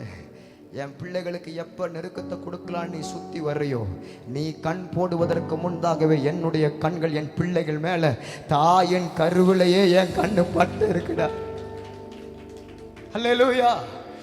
ஆண்டவர் சொல்றார், சாத்தா எப்பவுமே உண்மையா சொல்ல மாட்டான். பக்கத்துல பார்த்து சொல்லுங்க, கிட்டத்தட்ட நம்மள மாதிரிதான், உண்மையா பேச மாட்டான். நீங்க நல்லா கவனிச்சு பாருங்க, 2 முறை ஆண்டவரை சந்திக்கிறான். 2 முறை சந்திக்கும் போதும் மறுபடியும் ஆண்டவர் கேட்கிறார், எங்க இருந்து வருகிறாய்? யோபு மேலதான் கண் போட்டேன் சொல்லுவானா? சொல்லவே மாட்டான். ஏதாவது ஒரு நம்ம அடிக்கடி ஏதாவது ஒரு வச்சிருப்போம் பாத்தீங்களா? அல்லேலூயா. என்ன சிஸ்டர் பேருக்கு வரல? தண்ணி வந்துருச்சு பாஸ்டர். என்ன சிஸ்டர் இந்த காரியம்? பாஸ்டர் இன்னைக்கு அப்படி ஏதாவது ஒண்ணு வச்சுட்டே இருப்போம். பார்த்திருக்கீங்களா? நான் ஒரு வயலை கொண்டேன், நான் வரக்கூடாது. நான் ஒரு 5000 மாடு வாங்கினேன், நான் வரக்கூடாது. சாக்கு போக்கு சொல்றவனா வரக்கூடாதுன்னு விட்டுருவாரு. ஆனா ஆண்டவர் இந்த இடத்துல பிசாசை கேட்கும் போது அவன் உண்மையை பேசவே இல்லை. ஆனா ஆண்டவர் பாருங்க, என் தாசனாகி யோபு மேல கண்ணு வச்சியான்னு கேட்கிறேன். உடனே அவனுக்கு, நீங்க தான் அவனை சுத்தியும் வேலி அடைச்சு வச்சிருக்கீங்களே, நீங்க தான் அவனை பாதுகாத்து வச்சிருக்கீங்களே, ஒருவேளை இந்து சகோதர சகோதரி யாராவது புதிதாய் வந்திருப்பில்லானால், இயேசுவை சொந்த ரட்சகரா இதுவரைக்கும் ஏற்றுக்கொள்ளாத பிள்ளைகளுக்கு வந்திருப்பில்லானால், இயேசுவை இன்றைக்கு சொந்த ரட்சகரா ஏற்றுக்கொண்டு ஞானஸ்நானத்துக்கு உங்களை அர்ப்பணியுங்கள். எங்களுக்கு முற்பிதாக்கள் எங்க பரிசுத்தவான்ல அன்னைக்கு கற்றுக் கொடுத்தாங்க, தம்பி நீ இயேசுவை சொந்த ரட்சகரா ஏற்றுக்கொண்டுட்டீங்கன்னா நீ ஞானஸ்நானம் ஏறி ஞானஸ்நானம் எடுத்து கரை ஏறும் போது உனக்காக தேவதூதர்ல ஆண்டவர் 2 பேர் அனுப்பிடுவாருப்பா. ஒன்னு உன் ஜபத்தெல்லாம் அவங்க கொண்டு போவாங்கப்பா ஒரு தேவதூதன், இன்னொரு தேவதூதன் உனக்கே தெரியாம ஒரு லாரியே உன்னை அழிப்பதற்கு வந்தாலும் தேவதூதன் நின்று உனக்கா யுத்தம் பண்ணி அந்த பெரிய வாகனத்தையும் புரட்டி போடுவாருப்பான்னு தான் கற்றுக் கொடுத்தாங்க. அல்லேலூயா. அதனாலதான் யாக்கோபுக்கு விரோதமான மந்திரவாதம் இல்லை, இஸ்ரவேலுக்கு விரோதமான குறி சொல்லுதல் இல்லை. அல்லேலூயா. நான் பீகார்ல வட மாநிலத்தில் நிறைய இடங்கள்ல தேவ கிருபையினால ஊழியம் செய்கிறேன். நான் ஜேம்ஸ் அகஸ்டின் ஊழியத்தில் அவ்வப்போது ஊழியங்களில் பயணிச்சு வரும். நீங்க கவனிச்சு பார்த்தீங்கன்னா அங்க ஒரு பகுதியில் ஒரு சம்பவம் நடந்தது. ஒரு 2 கணவன் மனைவி நல்ல தம்பதியர்கள், இந்து குடும்பத்தில் இருந்தவங்க, அவங்களுக்கு இயேசுனாலே பிடிக்காது அப்படி இருந்தவங்க. ஆனால் அவங்க வாழ்க்கையில் சரீரத்தில் வியாதிப்பட்ட போது படுத்த படுக்கையான சூழ்நிலை, எப்படியும் இயேசு தொட்டு விட்டார், தேவன் அவர்களுக்கு சுகம் கொடுத்தார். அவங்க இருவரும் இயேசு ஏற்றுக்கொண்டார்கள். அந்த கிராமம் மிகப்பெரிய, எப்படி இந்த பகுதியை பார்க்குறோம் அதே போல மிகப்பெரிய விக்கிரகத்தினால சூழப்பட்டு அங்கே இருக்கிறவங்களாம் மகா பெரிய எதிர்ப்பு தெரிவிக்கிறார்கள். ஆனாலும் இவங்க இயேசுக்காக வைராக்கியமா இவன் இயேசுவை ஏற்றுக்கொண்டவன், இயேசு இயேசு இயேசுன்னு அவருக்காக ஊழியம் செய்யவே ஆரம்பிச்சிட்டான். குறிப்பிட்ட ஒரு 1.5-2 வருஷம் விசுவாசி தான் ஊழியம் செய்ய ஆரம்பிச்சிட்டான்.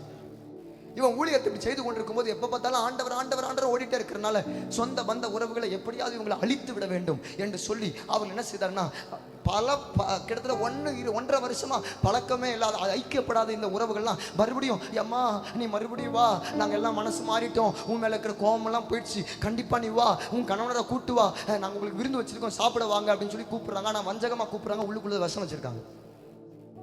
இது தெரியாம இவங்களும் அவங்க மனைவி போய் சொல்றா, ஏங்க இன்னைக்கு அவங்க நம்ம ஃபேமிலியில் உள்ளவங்களாம் இப்போ கூப்பிடுறாங்க, இப்போ மனசு மாறிட்டாங்க, அவங்க ஊருக்கு கூப்பிடுறாங்க, நம்ம போலாங்களாங்க என்று இவளுக்கு சொல்றா. உடனே அவன் சொல்றான், போலாமான்னு சொல்றான். ஆனால் திடீர்னு அடுத்த நாள், ஐயோ இந்த கிராமத்துக்கு இயேசு தெரியலையே, அந்த கிராமத்துக்கு நான் சொல்லி போயே ஆகணும், வேற வழி இல்லைன்னு சொல்லிட்டு இவர் உடனே சொல்றாரு, இந்த மிஷினரியா மிஷினரி ஊழியத்துல அர்ப்பணிச்சிருக்க அந்த தம்பி உடனே அவர் சொல்றாரு, நீ வேணா போமா, நான் அடுத்த முறை வேணா கண்டிப்பா பார்க்கணும்னு சொல்லிட்டு இவர் போய்விட்டார். உடனே இந்த பெண் என்ன செய்கிறா, சரி இவர் சொல்லியிருக்காரு வேற வழியில் நம்ம போய்த்தான் ஆகணும்னு சொல்லி இவ புறப்பட்டு போகிறா. ஆனா சொந்த பந்த உறவுகளே, உன் சாமி பெருசா என் சாமி பெருசான்னு சொல்லிட்டு இவளும் அவனும் வரும்போதே ரத்த வாந்தி எடுத்து சாக வேண்டும் என்று சொல்லி அந்த திண்ணைகளை மாந்திரிகமும் செய்வினைகளும் வைக்க ஆரம்பித்தார்கள். வரும்போது ரத்த வாந்தி எடுத்து சாகணும். நல்லா கவனிங்க. இப்படிப்பட்ட நிலைமையில தான் அவ தூரத்துல வருகிறா. வரும்போது அவன் வராப்பார், வரும்போதே சாவணும் அப்படின்னு சொல்லி அதான் எப்படி திட்டம் போட்டிருக்காங்கன்னா, அவன் வரும்போதே ரத்தம் வந்து எடுத்து சாவணும், இல்லைன்னா சாப்பாட்டில் சாவணும், அப்படி தீவிரம் காட்டி வச்சிருக்காங்க. இவளுக்கு எதுவுமே தெரியாம சாதாரணமா இயேசுவை ஏற்றுக்கொண்டவ தோத்திரம் இயேசு மசி தன்யவாத்துட்டு வரான். இவன் வர்றதை பார்த்த உடனே அங்க இருக்கிற ஆட்கள், அவன் சாவட்டும், அவன் ஒருத்தி தான் வரா, என்ன அவன் காணும், சரி பரவாயில்ல அவன் சாவட்டும். கூட்டமா நிக்கிறாங்க உறவுகள் எல்லாம் போட்ட இந்த மந்திரத்துல காரியத்துல நடந்த விஷயம் தான். அவ கொஞ்சம் கிட்ட நெருங்க திடீர்னு இந்த 2-3 மந்திரவாதிகள் உட்கார்ந்து இருந்தவங்களாம், சிஷ்யா கொஞ்சம் எனக்கு எரியுது, உனக்கு எரியுது, ஆமா எரியுது அப்படிங்கிறான். 2 பேரும் பேசுறாங்க. பேசி கொண்டிருக்கிற வேலை திடீர்னு 2 பேரும் கொஞ்சம் நாங்கள் வெளியில போயிட்டு வரணும், வெளியில கிளம்ப பார்க்குறாங்க. உடனே அங்கே இருக்கிற குடும்பத்தாரெல்லாம் பிடிச்சி, கொஞ்சம் நில்லையா, அவன் வரும்போதே இதாகணும்னு சொல்லி தான் இல்லை நாங்கள் உடனே போகணும் துடிக்கிறாங்க. உடனே இவ போராடுறாங்க. அங்கே இருக்கிற ஆட்கள்லாம், அவன் வரும்போதே ரத்தம் வரி சாவணும்னு சொல்கிறேன், நீ போகணும்னு சொல்கிற, ஐயோ நாங்கள் போயே ஆகணும், எதுக்கே அப்படி பயப்படுறீங்க, அது ஒன்றும் இல்லை, அவரோட வரா அப்படிங்கிற, அவரோட வரா, எவரோட, அவன் தான் வரலையே, அவன் வரல அவரு வராருங்கிறான். அல்லேலூயா. அவன் வரல அவரு வர. இவன் ஒண்ணுமே புரியல, என்னடா அவரு அது வேற ஒண்ணு இல்லம்மா, அவன் கும்பிடுறா பாத்தியா அந்த சாமி இயேசு, அவர் வராருமா, எங்களால் இருக்க முடியலமா, வாரா. இதை பார்த்த போது அங்க இருக்கிற ஆட்கள் ஒண்ணும் புரியல. அவ கிட்ட நெருங்க இவனுங்க துணிய காண பின்னாடி இவங்க ஓடின உடனே அவங்க வேத உடனடியா ஐயோ இவளுக்கு தெரியக்கூடாதுன்னு சொல்லிட்டு உடனே போர்வையும் சாலையும் அதை எடுத்து போட்டு மேல திண்டை மூடி விட்டு அவ வரா. வந்த உடனே நல்லா இருக்கீங்களா, அவங்களுக்கு கண்ணெல்லாம் வெளியில வந்து நிக்குது. இவங்க உடனே கூப்பிட்டாங்க. உடனே உள்ளே போனான். பீகாரில் வழக்கம் எப்பவும் போல அவளே தட்டெடுத்தா. அவளை சாப்பாடை போடலான்னு சாப்பாடை போடுறா. குழம்பு ஊத்துறா. வாயில் வைக்கும்போது தட்டி விட்டாங்க. என்ன விருந்துக்கு தானே கூப்பிட்டீங்க, விருந்துக்கு தானே கூப்பிட்டீங்க, ஏன் இப்போ வேணாம் அப்படிங்கிறீங்க? ஏன் சொல்கிறாங்க, நீ வரும்போதே நீ உன் கணவனும் சாவணும்னு தாண்டி நாங்கள் மந்திரவாதிகளை வச்சு. ஆனால் அந்த ஆட்கள் ஓடிட்டாங்க. அவங்க ஓடும்போது ஒரு வார்த்தை சொல்லிட்டே ஓடினாங்க. அவன் மட்டும் வரல. அவ கும்பிட்ற இயேசு வராது, அவ கும்பிட்ற இயேசு வராது, அவ கும்பிட்ற இயேசு. இதை கேட்டதுனால தாண்டி நாங்கள் தெரிஞ்சுக்கிட்டோம், எங்ககிட்ட இருக்கிறதெல்லாம் ஒன்றும் பவர் இல்லை. நீ ஆராதிக்கிற ஆண்டவர், நீ ஆராதிக்கிற இயேசு உன்னை கைவிடாது. ஆகவே தான் சாத்தான் சொல்றான், நீங்க தான் யோபுவை சுத்தி வேலி அடைக்கவில்லையா? நீங்க தான் யோபுவை சுத்தி வேலி அடைச்சு பாதுகாத்து வச்சிருக்கீங்களே. நீங்க மாத்திரம் ஒரு வாய்ப்பை கொடுத்து பாருங்க, அவ உங்களை தூசிக்கானோ பாரோன்னு யோபு 1:11 யோபு 2:5 சொல்றான். தூசி அவ உங்களை தூசிச்சு இப்ப எல்லா ஐஸ்வர்யத்தை கொடுக்கறனால தானே அப்பா அப்பா தோத்திரம் தந்தானே துதிப்போமேங்கிறான். இல்லைன்னா மிதிப்போமே என்னன்னு சொல்லுவான். பார்க்கலாமா? வாய்ப்பை கொடுங்கிறான். இந்த இடத்துல ஆண்டவர் என்ன பண்ணிருக்கணும்? நோ நோ நோ நோ, கொடுக்க மாட்டேன் அப்படிதானே சொல்லியிருக்கணும். ஆண்டவர் சொல்றாரு, சோதிச்சு பார். சில பேர் கேட்பாங்க, பாஸ்டர் அவங்களாம் நல்லா இருக்காங்க பாஸ்டர், நான் ஏன் பாஸ்டர் என் குடும்பத்தில் யாருக்கும் வரக்கூடாது பாஸ்டர், என் வாழ்க்கையில் ஏன் பாஸ்டர் இது நடந்துச்சு, ஏன் சபைக்கு நடக்கக்கூடாது பாஸ்டர், ஏன் சபைக்கு ஏன் இந்த நிலைமை வந்துச்சு, யார் மகன் இப்படி ஆகக்கூடாது பாஸ்டர், என் மகன் ஏன் இப்படி மாறினா, ஏன் யாருக்கும் இந்த பிள்ளைகள் இப்படி வாழக்கூடாது, என் பிள்ளை ஏன் எனக்கு மாத்திரம் ஏன் இந்த நிலைமை? அப்படி கேட்குறவங்க இருக்கீங்க, எனக்கு தெரியும். எந்த குடும்பத்துக்கு அப்படி இல்லை. என் குடும்பத்தில் மாத்திரம் எவ்வளவு சோதனை, என் குடும்பத்தில் மாத்திரம் எவ்வளவு காரியங்கள், பிசாசு பிசாசு பிசாசுன்னு பல காரியத்தை நான் பார்க்கிறேன்னு. ஏன் பாஸ்டர்? நீங்க நல்லா கவனிச்சு பாருங்க. யோபுடைய வாழ்க்கையில வந்த ஒரு 3 காரியம். முதல், அவன் உடைக்கப்பட்டவன். எழுதுறவங்களுக்கு டைமா நேரம் வேகமா சொல்றேன். 1, முதல் உடைக்கப்பட்டவன். யோபுடைய நிலைமையை சொல்றேன். முதல், அவன் உடைக்கப்பட்டவன். 2வது, உடலிலும் உபத்திரவம் கண்டவன். 3வது என்ன பாஸ்டர்? உடன் இருப்போராலும் உதாசீனப்படுத்தப்பட்டவன். வேகமா எழுதுங்க மகன், டக்குன்னு போற. 1, உடைக்கப்பட்ட வாழ்க்கை. 2வது, யோபுடைய நிலைமை உடலிலும் உபத்திரவத்தை கண்ட வாழ்க்கை. 3வது, உடன் இருப்போராலும் உதாசீனப்படுத்தப்பட்ட வாழ்க்கை. நான் வேகமா சொல்ல விரும்புறேன். இப்ப சாத்தான் வாய்ப்பை கேட்கிறான். உடனே ஆண்டவர் வாய்ப்பு சோதிச்சு பாருன்ட்டார். வேதம் போட்டிருக்கு. யோபு புஸ்தகம் 1ஆம் அதிகாரம் 14ஆம் வசனத்துல 19ஆம் வசனம் வரைக்கும் எழுதி கொள்ளுங்க. வேதம் போட்டிருக்கு. இப்ப யோபு உட்கார்ந்து இருக்கான். திபு திபுன்னு ஒரு ஆள் ஓடி வரான். ஒரு ஆள் அவனிடத்தில் வந்து, யோபு யோபு உனக்கு ஒன்று தெரியுமா, எருதுகள் உழுகிற போது சபை கழுதைகளும் அவைகளின் பக்கத்துல மேய்ந்து கொண்டிருக்கு. சபேர் என்கிற ஒரு கூட்டம் வந்து அவைகள் மேல விழுந்து உன்னுடைய எருதையும் உன் கழுதையும் எல்லாத்தையும் சாய்த்து கொண்டு போய்விட்டார்கள். உன்னுடைய வேலையாட்களையும் பட்டே கருக்கினால வெட்டி போட்டார்கள். நான் ஒருத்தன் மாத்திரம்தான் தப்பிச்சு வந்து யோபு, உன்னுடைய எருது அவுட்டு, உன்னுடைய கழுதைகள்லாம் தூக்கிட்டு போயிட்டாங்க. இதை 14-15 சொல்றாங்க. உடனே யோபு கேட்கிறான், அப்படியா? இவன் இப்படி பேசிக் கொண்டிருக்க வேறொருவன் ஓடி வந்து சொல்றான், யோபு யோபு, வானத்திலிருந்து தேவனுடைய அக்கினி விழுந்து உன்னுடைய ஆடுகளையும் உன்னுடைய வேலையாட்களையும் சுட்டரித்து போட்டு விட்டது. நான் ஒருவன் மாத்திரம் தப்பி அதை கைவிக்கும்படி வந்திருக்கிறேன்னு 16 சொல்றான். இவன் இப்படி பேசும்போது மறுபடியும் யோபு, முதல் தான் எருது கழுத போச்சு, இப்ப ஆடும் போயிடுச்சா, மேல இருந்து அக்கினி விழுந்துச்சா, ஆடு அவுட்டா, அப்படியா? ஓகே. இவன் இப்படி பேசிக் கொண்டிருக்கு. வேறொருவன் ஓடி வரான். 3வது வேலைக்காரன் ஓடி வரான். வேறு ஒருவன் ஓடி வந்து, யோபு உனக்கு தெரியுமா, கல்தேயர்கள் 3 பமுஞ்சாய் வந்து உன்னுடைய ஒட்டைகள் மேல விழுந்து அவைகளை ஓட்டி கொண்டு போய்விட்டார்கள். வேலையாட்களையும் பட்டய கரிக்கால் வெட்டி போட்டார்கள். நான் ஒருவன் மாத்திரம் தப்பி அதை உங்க கைவிக்கும்படி வந்திருக்கிறேன். இதை கேட்டும். ஓகே, முதல் எருது கழுத ஆடு ஒட்டகம் போயிடுச்சு. ஓகே. இவன் இப்படி பேசிக் கொண்டிருக்க வேறொருவன் ஓடி வந்து, யோபு, உன்னுடைய குமாரர் உன்னுடைய குமாரத்தைகளும் மூத்த சகோதரன் வீட்டில் புசித்து திராட்சரசத்தை குடித்துக் கொண்டிருக்கும் போது வனாந்தர வழியாக ஒரு பெருங்காற்று வந்து அந்த வீட்டின் 4 திசையிலும் மோதி அடிக்க அது பிள்ளைகள் மேல் விழுந்ததினால் அவர்கள் இறந்து போனார்கள். நான் ஒருவன் மாத்திரம் தப்பி அதை உமக்கு அறிவிக்க முடியும் வந்திருக்கிறேங்கிறான். 10 பிள்ளைகள் அவுட்டு. யோபுவுக்கு முதல் எருது போனது, ரெண்டாவது கழுதை, ஆடு, ஒட்டகம், அதெல்லாம் சொத்து தான். சொத்து போனது கூட பெருசா தகப்பன் தாய்ங்க பெருசா அதை எடுத்துக்க மாட்டாங்க, பரவாயில்ல. ஆனா பிள்ளைகளும் போன உடனே யோபு மனசே உடைஞ்சிட்டான். அதெல்லாம் சொன்னேன், உடைக்கப்பட்டவன்.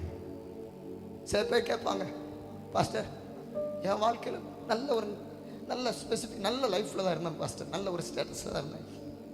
ஆனா அன்னைக்கு இருந்த சந்தோஷத்தை பார்க்க முடியல, அன்னைக்கு இருந்த மேன்மையை பார்க்க முடியல, அன்னைக்கு இருந்த உயர்வை பார்க்க முடியல. இன்னைக்கு ஒரு நிம்மதியை இழந்து தான் வாழ்றேன் பாஸ்டர். சொல்றீங்களா அப்படி? யோபு வாழ்க்கையில உடைக்கப்பட்டான். சிஸ்டர், சில பேர் சொல்லுவாங்க, பாஸ்டர் ஏன் இந்த நிலைமை பாஸ்டர், எதுக்கு இந்த நிலைமை பாஸ்டர்? நான் ஒன்று சொல்லட்டுமா? சில பேர் சொல்லுவாங்க, பாஸ்டர் ஒரு பிரச்சனை முடிஞ்சா கொஞ்ச நாள் நல்லா போகுது, அடுத்து ஒரு பிரச்சனை வந்துடுது பாஸ்டர், ஒரு பிரச்சனை வேணா இன்னும் கொஞ்ச நாள் அடுத்து ஒரு பிரச்சனை, இதே தான் என் லைஃபாக போகுது பாஸ்டர். நான் ஒன்று சொல்லட்டுமா? உனக்கு கொஞ்சம் கேப் விட்டு பிரச்சனை வரும்போது ஆண்டவர் சமூகமும் ஆண்டவர் மேலே ஒரு வெறுப்பு வருது. ஒரே நாளில் எல்லாத்தையும் இழந்தானே யோபு, அவனுக்கு எவ்வளோ வெறுப்பு வரணும்? சபை தேவ பிள்ளையே உடைக்கப்பட்டான். பிசாசு இதோட நிப்பாட்டலையே. நிறைய பேர் கேட்பாங்க, ஏன் பாஸ்டர் இப்படி இடம் கொடுத்தாரு ஆண்டவர், எதுக்கு பாஸ்டர் இடம் கொடுத்தாரு?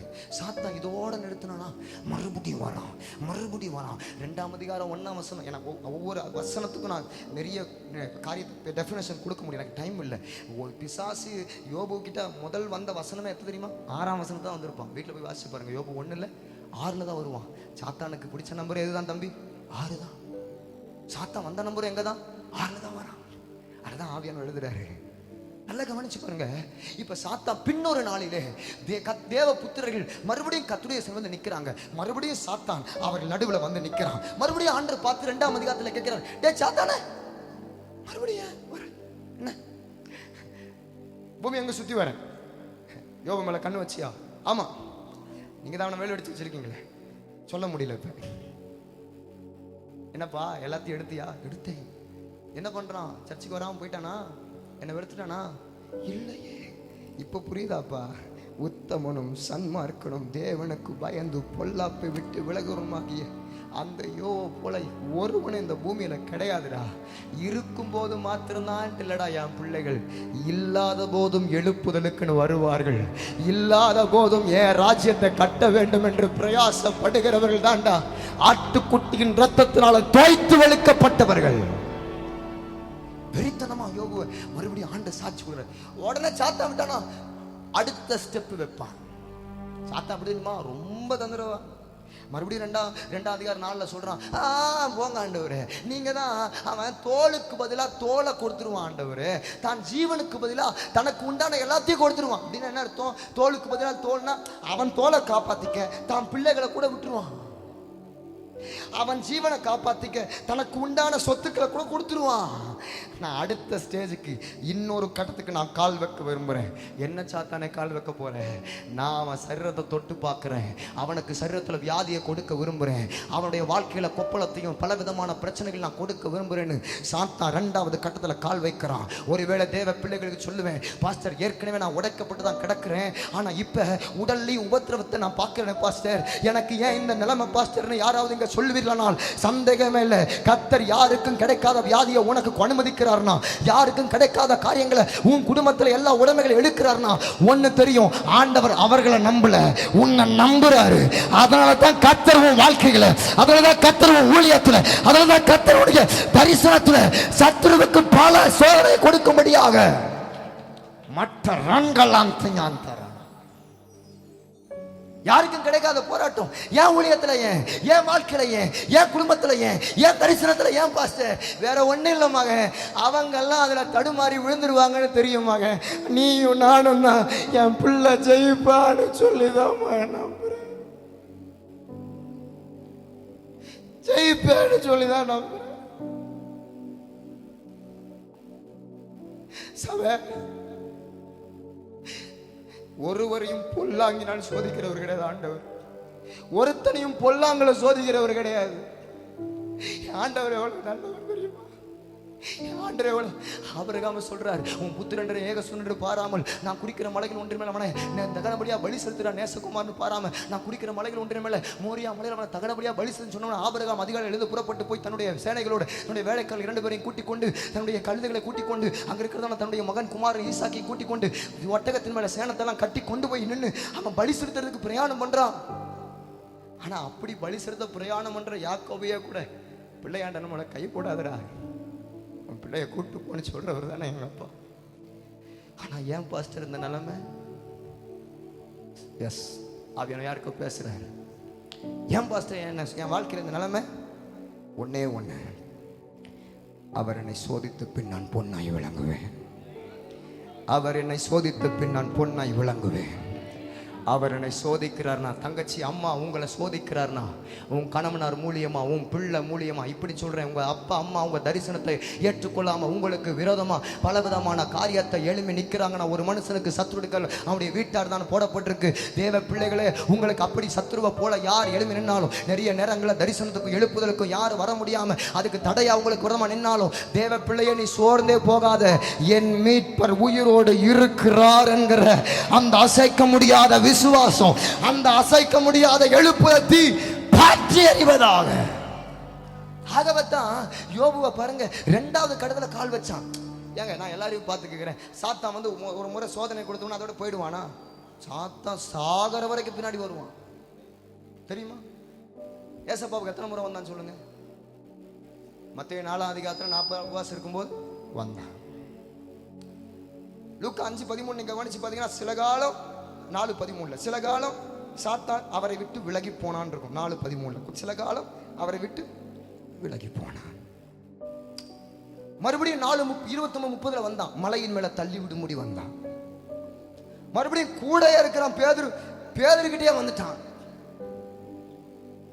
கெத்செமனேயில ஆண்டவர் போராடும் போது, அதுக்கு முன்னாடி மேல் வீட்டறையில் அவர் கதடும் போது பேதுரு வந்து சொல்றான், ஆண்டவரே உமக்காக ஜீவனை கொடுக்கும் ஆயத்தம். சீமோனே, கோதுமை சுலகினால் புடைக்கிறது போல சாத்தான் உன்னை புடைக்கும்படி என்னிடத்துல உத்தரவு கேட்டுவிட, நான் உன் விசுவாசம் ஒளிந்து போகாதபடிக்கு உனக்காக நான் வேண்டிக் கொண்டேன். நீ குணப்பட்ட பின்பு உன் சகோதரனையும் ஸ்திரப்படுத்துவாயாகன்னு சொல்லி 22, 33, 31, 32, 33 லூக்கா புஸ்தகத்தில் வாசிக்கிறோம். ஏன் அப்பவும் வந்தான். ஏசப்பா சிலுவைக்கு போற வரைக்கும், அவர் சாகிற வரைக்கும் வருவான். தேவ பிள்ளைகளுக்கு சொல்றேன், உங்க வாழ்க்கையில சாகர வரைக்கும் வரத்தான் செய்வான். அதை மேற்கொள்வதற்கு தான் அப்பா சமூகம் வைத்திருக்கிறார். அதை மேற்கொள்வதற்கு தான் தேவ தாசர்ல தேவ சபையை தேவன் வைத்திருக்கிறார். அதை மேற்கொள்வதற்கு தான் கத்தர் உனக்கு எனக்கும் எழுப்புதலுக்குரிய இப்படிப்பட்ட கூட்டங்கள் எல்லாம் கத்தர் அனுமதிக்கிறார். ஆனா யோபுவுக்கு யாரும் இல்லை. யோபுவுக்கு யாரும் இல்லை. யோபு வாழ்க்கையில உடைக்கப்பட்டான், உடல் லோகத்தில்வான். வேதம் சொல்லுது 7-8 நினைக்கிறேன். அப்பொழுது சாத்தான் கர்த்தருடைய சந்நிதியை விட்டு புறப்பட்டு போய் யோபுடைய உச்சந்தலை மட்டும் உச்சந்தலை முதல் உள்ளங்கால் மட்டும் அவனை கொடிய பருக்களால் அவன் வாதிச்சானா. வேதம் போட்டிருக்கு, யோபு ஒரு ஓட்டை எடுத்து தன்னை சுரண்டி கொண்டு சாம்பலில் உட்கார்ந்தான். உடல்ல உபத்திரவம். சரித்திர ஆசிரியர் இப்படி சொல்றாங்க, யோபுடைய வியாதி வந்தபோது அவர் சரீரமெல்லாம் இதெல்லாம் வெடிச்சு, இந்த தசையெல்லாம் எப்படி ஒரு பூகம்பம் வந்தா எப்படி நிலம் விரிசல் விடும், அந்த மாதிரி அவன் தசையெல்லாம் விரிசல் விட்டதான். சரித்திர ஆசிரியர் இப்படி சொல்றாங்க. அப்படி விரிசல் விட்டதுனால தான் மேல இருக்கிறதான இந்த முடிக்கு உள்ள இருக்கப்ப வருங்க அந்த தசை, இதெல்லாம் விரிசல் விட்டபடினால தான் அவனுக்கு முடியெல்லாம் கொட்டி போச்சா யோபுவுக்கு சொல்றாங்க. யோபுடைய அதனால தான் அங்க இருக்கிறதான தேமான எழுப்பா சூகினான பில்தாத் நாகமாத்தியான சோப்பார் 3 சிநேகிதர்கள் வந்து யோபுவை தேடி பார்க்கறாங்க. யோபுவுக்கு உரு தெரியாமல் போட்டிருக்கு. ஓஹோ, இந்த உலகத்துல உரு தெரியாமல் ஒருத்தர் ஜீவனை கொடுத்தார் இயேசு. அவருக்கு விரும்பத்தக்க, அவர் அழகும் இல்லை சௌந்தரியம் இல்லை, நாம் அவரை பார்த்து விரும்பத்தக்கதான ரூபமும் அவருக்கு இல்லாதிருந்ததுன்னு 53ஆம் அதிகாரம் ஏசாயா 2:3 வாசிக்கிறோம். அவர் சரீரமெல்லாம் ஏறு உளப்பட்ட நிலம் போல இருந்ததாம். அதற்கு அடையாளம் தான் யோபு. அதனால தான் யோபுவையும் இயேசுவையும் கம்பேர் பண்ணி சொல்றாங்க, அவன் ஏறு உளப்பட்ட நிலம் போல இருந்தாரா. யோபுவை பார்க்கும்போது உடலெல்லாம் வியாதி. இதுலதான் அவன் சொல்றான். அடுத்து ஏற்கனவே சாத்தான் என்ன பிளான் பண்றான், இவன் தூசிக்கணும், இவன் ஆண்டவர் கிடையாதுன்னு தூசிக்கணும், இவனுக்கு இயேசு கிடையாதுன்னு தூசிக்கணும், அப்படிதான் சொல்றதுக்கு பிசாசு ட்ரை பண்ணிட்டு இருக்கான். இப்ப பிசாசு அப்படி வரல, டைரக்டா அவன் மனைவி மூலியமா வந்துட்டான். ஏய் யோ, என்னையா இன்னும் ஆண்டவர் சொல்லிட்டு இருக்கிறேன், மனை பிள்ளை போச்சு, சொத்தெல்லாம் போயிடுச்சு, இதுக்கு மேல ஆண்டவர் உனக்கு வேணுமா? தேவனை தூசிச்சு ஜீவனை. எனக்கு பெரிய ஆச்சரியம் என்னன்னா பாஸ்டர், பிசாசு கூட ஒரு கட்டத்தில் நல்லவனா தெரியுறான். ஏன்னா பிசாசு கூட யோபு 1:11 சொல்றான், தூசிக்கானா பாருங்கிறான். 2:5 சொல்றான், அவனுக்கு வியாதியை கொடுக்குறேன் தூசிக்கிறானா பாருங்கள். அவன் தூசிக்கிறதோட விட்டுறான். ஆனா இந்த அம்மா தூசிச்சு ஜீவனை எப்போ போய் தொலைவோன்னு தான் பார்க்குறாங்க. நான் யோபுவின் மனைவியை சொல்றேன். அல்லேலூயா. யோபுவின் மனைவி. அல்லேலூயா. நல்லா தானே போயிட்டு இருந்துச்சு. அல்லேலூயா. கர்த்தருக்கு ஸ்தோத்திரம். அப்ப தூசிச்சு ஜீவனை விட்டு இவ சொல்றா. அப்ப உடல் முழுக்க உடலிலும் உபத்திரவம் கண்டவன். 3வது வியாதிப்பட்டா கூட அது கூட வலி பெருசா தெரியாது சிஸ்டர். ஆனா வியாதிப்படும் போது சில ஆட்கள் வந்து யாரெல்லாம் நம்ம நம்பி இருப்போமோ அவங்கெல்லாம் நம்ம படுத்த படுக்கை ஆகும் போது தான் தெரியும். எத்தனை பேர் இருக்கீங்க? யாரெல்லாம் உங்க சரீரத்துல ப்ராப்ளம், உனக்கு சொத்து ஆஸ்தி எல்லாம் போன போது அப்பதான் எந்த உறவு, எந்த நபர், எந்த ஆளுன்னு அன்னைக்கு தான் தெரியும். நம்ம கை கால் விளங்காமையோ அல்லது ஒருவேளை ஏதாவது ஒரு பாதிப்புலையோ நீங்க ஹாஸ்பிட்டல் அங்கேயும் இங்கேயும் அலைஞ்சிட்டு இருப்பாங்க பாருங்க. அந்த நேரத்தில் எப்பா கொஞ்சம் வாங்க, கொஞ்சம் என்ன பஸ்ஸில், கொஞ்சம் எனக்கு அட்மிட், கொஞ்சம் எனக்கு ஒரு நாள் எனக்கு பார்த்துக்க முடியுமா அப்படின்னு கேட்கும்போது தான் உறவுகள், பிள்ளைகள், சொத்து ஆஸ்தி, மக்கள் எல்லாம், கணவன் மனைவி எல்லாம் அங்கே தான் தெரியும். 32 வருஷமா போட்டு தள்ளிட்டாங்களே ஒருத்தனை பெதஸ்தால. அல்லேலூயா. அப்ப நடக்கிற விஷயம் என்ன? யோபுவுக்கு பாருங்க, இந்த நிலைமை வந்த போது இவனுக்கு இந்த வியாதி கூட பெருசா தெரியல.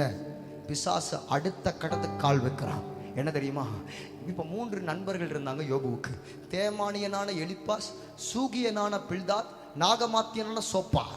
10, 11, 12 நீங்கள் வீட்டில் போய் வாசிங்க. டைம் இல்லை, எனக்கு டைம் இல்லை, வேகமாக போகிறேன். சரியா? கொஞ்சம் முன்னாடி கொடுத்து நல்லா இருந்திருக்கும், கொஞ்சம் வேகமாக போகிறேன். அப்போ எலிப்பாஸ், எலிப்பாஸ், பில்தாத், சோப்பார், இந்த 3 சிநேகிதர்களும் யோபுக்கு நேரிட்ட தீமையை கண்டு அவனை விசாரிக்கவும் அவனுக்கு ஆறுதல் சொல்றதுக்காக தான் வந்தாங்களாம். இப்போ யோபுவுக்கு ஆறுதல் சொல்றதுக்காக வந்து பார்த்தா யோபுவை உருவே தெரியல. உடனே இவங்க ஐயோ யோபு இந்த நிலைமை ஆயிடுச்சா அப்படின்னா யோபு அப்படிங்கிறான். என்ன 7 days ஃபாஸ்டிங் அப்படிங்கிறான். அல்லேலூயா. நமக்கு சொந்தக்காரங்க வந்தாங்க ஓய்வு நாளே மறந்துடுவோம். ஆனால் அவனுக்கு அப்படி இல்லை. எந்த நெருக்கம், எத்தனை போராட்டம் வந்தாலும் இப்போ தாண்டா வந்திருக்காங்க, நம்ம விசாரிக்கிறதுக்காக வந்திருக்காங்க. நம்ம ஆட்கள் அழுதாலே நம்மளுக்கு கூட 2-3 அழுகுது. நம்ம நிலைமையெல்லாம் கொட்டதானே ஆசைப்படுவோம். ஆனால் யோபுவை தேடி வந்தா அந்த ஆளை 3 பேரையும் பேச விடாமல் யோபு ஃபாஸ்டிங், நான் சாம்பலில் உட்காந்துருக்கிறேன், 7 நாள் உபவாசத்தை முடிச்சுட்டு தான் உங்களோட பேசுவேன், காத்திருங்கன்னு உட்கார வச்சான் பாருங்க. அவன் தான் எழுப்புதல் மனிதன். கரங்களை தட்டி ஆண்டுருவன். அல்லேலூயா. எத்தனை பேர் உங்க ஜெப அறைகளை, எத்தனை பேர் உங்க வேத தியானத்துல, எத்தனை பேர் உங்களுடைய முழங்கால், உங்களுடைய அறைகளை நீங்க ஜெபிக்க நேரம் பார்த்து கரெக்டா ஒரு ஃபோன் வரும், ஜெபிக்கிற நேரம் பார்த்து கரெக்டா ஒரு அக்கா வரும், ஜெபிக்கிற நேரம் பார்த்து கரெக்டா ஒரு பிசாசுல சொந்தக்காரங்க வரும். அப்படி எல்லாம் வரும்போது நம்ம ஆட்கள் உடனே என்ன பண்ணுவாங்க? ஐயோ அக்கா, ஐயோ அண்ணன், ஐயோ இவங்க அவங்க சொல்லிட்டு எத்தனை பேர் போனை பார்த்துட்டு, எத்தனை பேர் சமூகத்தை விட்டுட்டு போனவங்க, ஜெபத்தை விட்டுட்டு போனவங்க, பைபிள் விட்டுட்டு போனவங்க எத்தனை பேர். ஆனால் யோபு கிட்ட எனக்கு ரொம்ப பிடிச்ச காரியம் அதுதான். 7 நாள் உபவாசம் முடிச்சுட்டு தான் பேசுவேன்னு 3ஆம் அதிகாரத்தில் ஸ்டார்ட் பண்றான் பாருங்க. இந்த 3 பேரும் ஸ்டார்ட் பண்றாங்க. யோபு உனக்கு ஏன் இந்த நிலைமைன்னு விசாரிக்கிற மாதிரி வந்து அடுத்து குத்த ஆரம்பிச்சிட்டாங்க. ஏய், நீ ஏதோ தப்பு பண்ணிட்ட, நீ ஏதோ ஆண்டருக்கு விதமா துரோகம் பண்ணிட்ட, ஆண்டர் உன்னை விட்டு போயிட்டாரா, ஆண்டருக்கு விதமா ஏதோ அந்த ரங்கத்தில் ஏதோ ஒரு காரியத்தை பண்ணிட்ட, ஏதோ இடத்துல நீ விழுந்து போயிட்ட, அதனால தான் ஆண்டர் உன்னை விட்டு விலகிட்டார். யாருக்குமே நடக்காத விஷயம் உனக்கு ஏன்டா நடந்துச்சுன்னு சொல்லி எல்லாம் ஆறுதல் படுத்துற மாதிரி தான் சில நேரம் ஆட்கள் வருவாங்க சபையே. ஆனால் ஆறுதல் படுத்த வர்ற கூட்டமே உன்கிட்ட இருக்கிற எல்லா சரக்கையும் எடுத்துட்டு உன்கிட்ட குறையையும் உன்னுடைய ஊழியத்துல குற்றத்தையும் சொல்றதுக்கு தான் ஒரு குரூப் எழும்பி இருக்கும். ஆகவே தான் இந்த 3 பேர் என்ன தெரியுமா செய்தாங்க? சாத்தானாலேயே ஏவப்பட்டு இந்த 3 பேரும் எப்பா ஏற்கனவே வலிதான் தாங்க முடியல, இப்ப உடன் இருப்போராலையும் உதாசீனப்படுத்தப்பட்டவன். என்னப்பா உதாசீனப்படுத்தான்? இந்த 3 சிநேகிதர்களும் யோபுக்கு விரோதமா குத்த இந்த 3 சிநேகிதர்கள் என்ன பண்ணாங்கிறத 3 அதிகாரத்தில் சொல்றான். இந்த சிநேகிதர்களை பத்தி 1 12ஆம் அதிகாரத்தில் சொல்றான், 2வது 16ஆம் அதிகாரத்தில் சொல்றான், 3வது 19ஆம் அதிகாரத்தில் சொல்றான். 12ஆம் அதிகாரம் நீங்க 4ஆம் வசனத்தை எடுத்து வாசி பார்த்தீங்கன்னா, என் சிநேகிதர்கள் எல்லாரும் என்னை நிந்திச்சிருக்காங்க ஆண்டவரே, என் சிநேகிதர்களால் நான் நிந்திக்கப்பட்டு தேவனை நோக்கி பார்ப்பேன்கிறான். அப்ப நம்ம கிட்ட சில நேரம் வந்து நிக்கிறவங்க நம்ம கிட்ட உதவி செய்யற மாதிரி, உபசரிக்கிற மாதிரி, விசாரிக்கிற மாதிரி, ஜெபிக்கிற மாதிரி, அழுகிற மாதிரி தான் வராங்க. ஆனா அதே ஆட்களை நம்மளை குத்துறாங்களா? ஊழியத்தை குத்துறாங்களா பாஸ்டர்? சபையை குத்துறாங்களா? உங்க சாட்சியை குத்துறாங்களா தம்பி அக்கா? உங்க வாழ்க்கையை சொல்லி குத்துறாங்களா? குத்துறவங்க யாரு வேணா குத்தட்டும் சிஸ்டர். இது தேமானாகி எலிப்பாசா இருக்கலாம். ஒருவேளை ரெண்டாவது சிநேகிதன் எழும்புறான். 16ஆம் அதிகாரத்துல 20ஆம் வசனம் எடுத்து வாசிச்சு பார்த்தீங்கன்னா 16:20 அவன் சொல்றான், ஐயோ என் சிநேகிதர்கள் எல்லாரும் என் சிநேகிதர்கள் என்னை பரியாசம் பண்ணுகிறார்கள். முதல் குத்துவானுங்க இந்த உலகம். ஆனா அடுத்து இந்த உலகம் என்ன தெரியுமா பண்ணும்? கிண்டல் அடிக்கும், கிண்டல் அடிக்கும். ஒருவேளை உங்க வாழ்க்கையில கிண்டல் அடிக்கத்தக்கதாக ஒரு சில குரூப் எழும்புதா? நீங்க ஊழியத்துக்கு எழுப்பி நிக்கிறீங்க, வாலிப தம்பிமார்கள் உங்க கூட உள்ளவங்களோ வெளியில உள்ளவங்களோ உங்களை பரியாசம் பண்ணி, ஆமா ஜெபம் பண்ணிட்டானாமா, ஆமா ஊழியத்துக்கு போறானாமா, ஆமா ஏதோ செய்யறானாமா, அப்படி பரியாச உதவிகள் எழும்புதா? கர்த்தர் உனக்கு தான் பேசுறார்.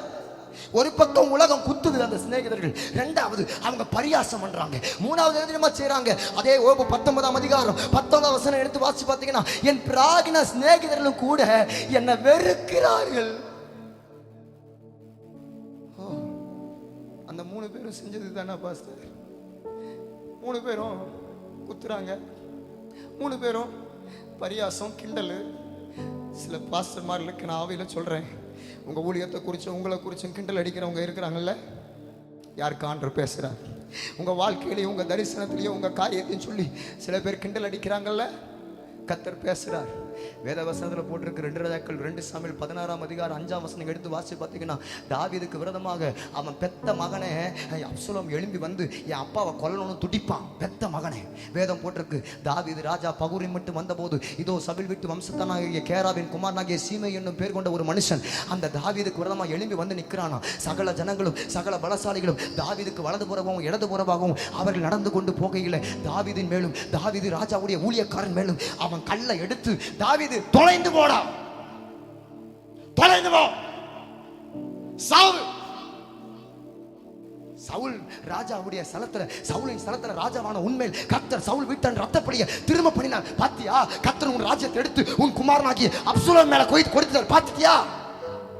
ஆடுனலடா, ஆடுனலடா, முடிஞ்சது.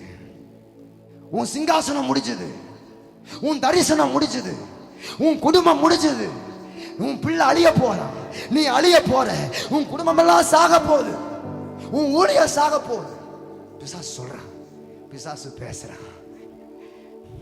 ஆனா தாவீது சொல்றான், சிரியாவின் குமாரன் அபிசாய் உடனே வந்து சொல்றான், யோ ஏய் தாவீது அமைதியா, நீ ஏன் இப்படி? இன்னும் நான் உனக்காக யுத்தம் பண்றேன். அந்த சீமையை போட்டு தள்ளுறதுக்கு நான் ஒரே குத்தி அந்த சீமையை கொன்னுட்டுமா தாவீதே? தாவீது சொல்றான், டேய் உனக்கு எனக்கு என்னடா, சிரியாவின் குமாரரே உனக்கு எனக்கு என்ன? கர்த்தர் இதை அனுமதிச்சிருக்கிறார். எனக்கு நிந்திக்கிறாங்க, அனுமதிச்சிருக்கிறார். பரியாசம் பண்றாங்க, அனுமதிச்சிருக்கிறார். என்னை வெறுக்கிறாங்க, அனுமதிச்சிருக்கிறார்.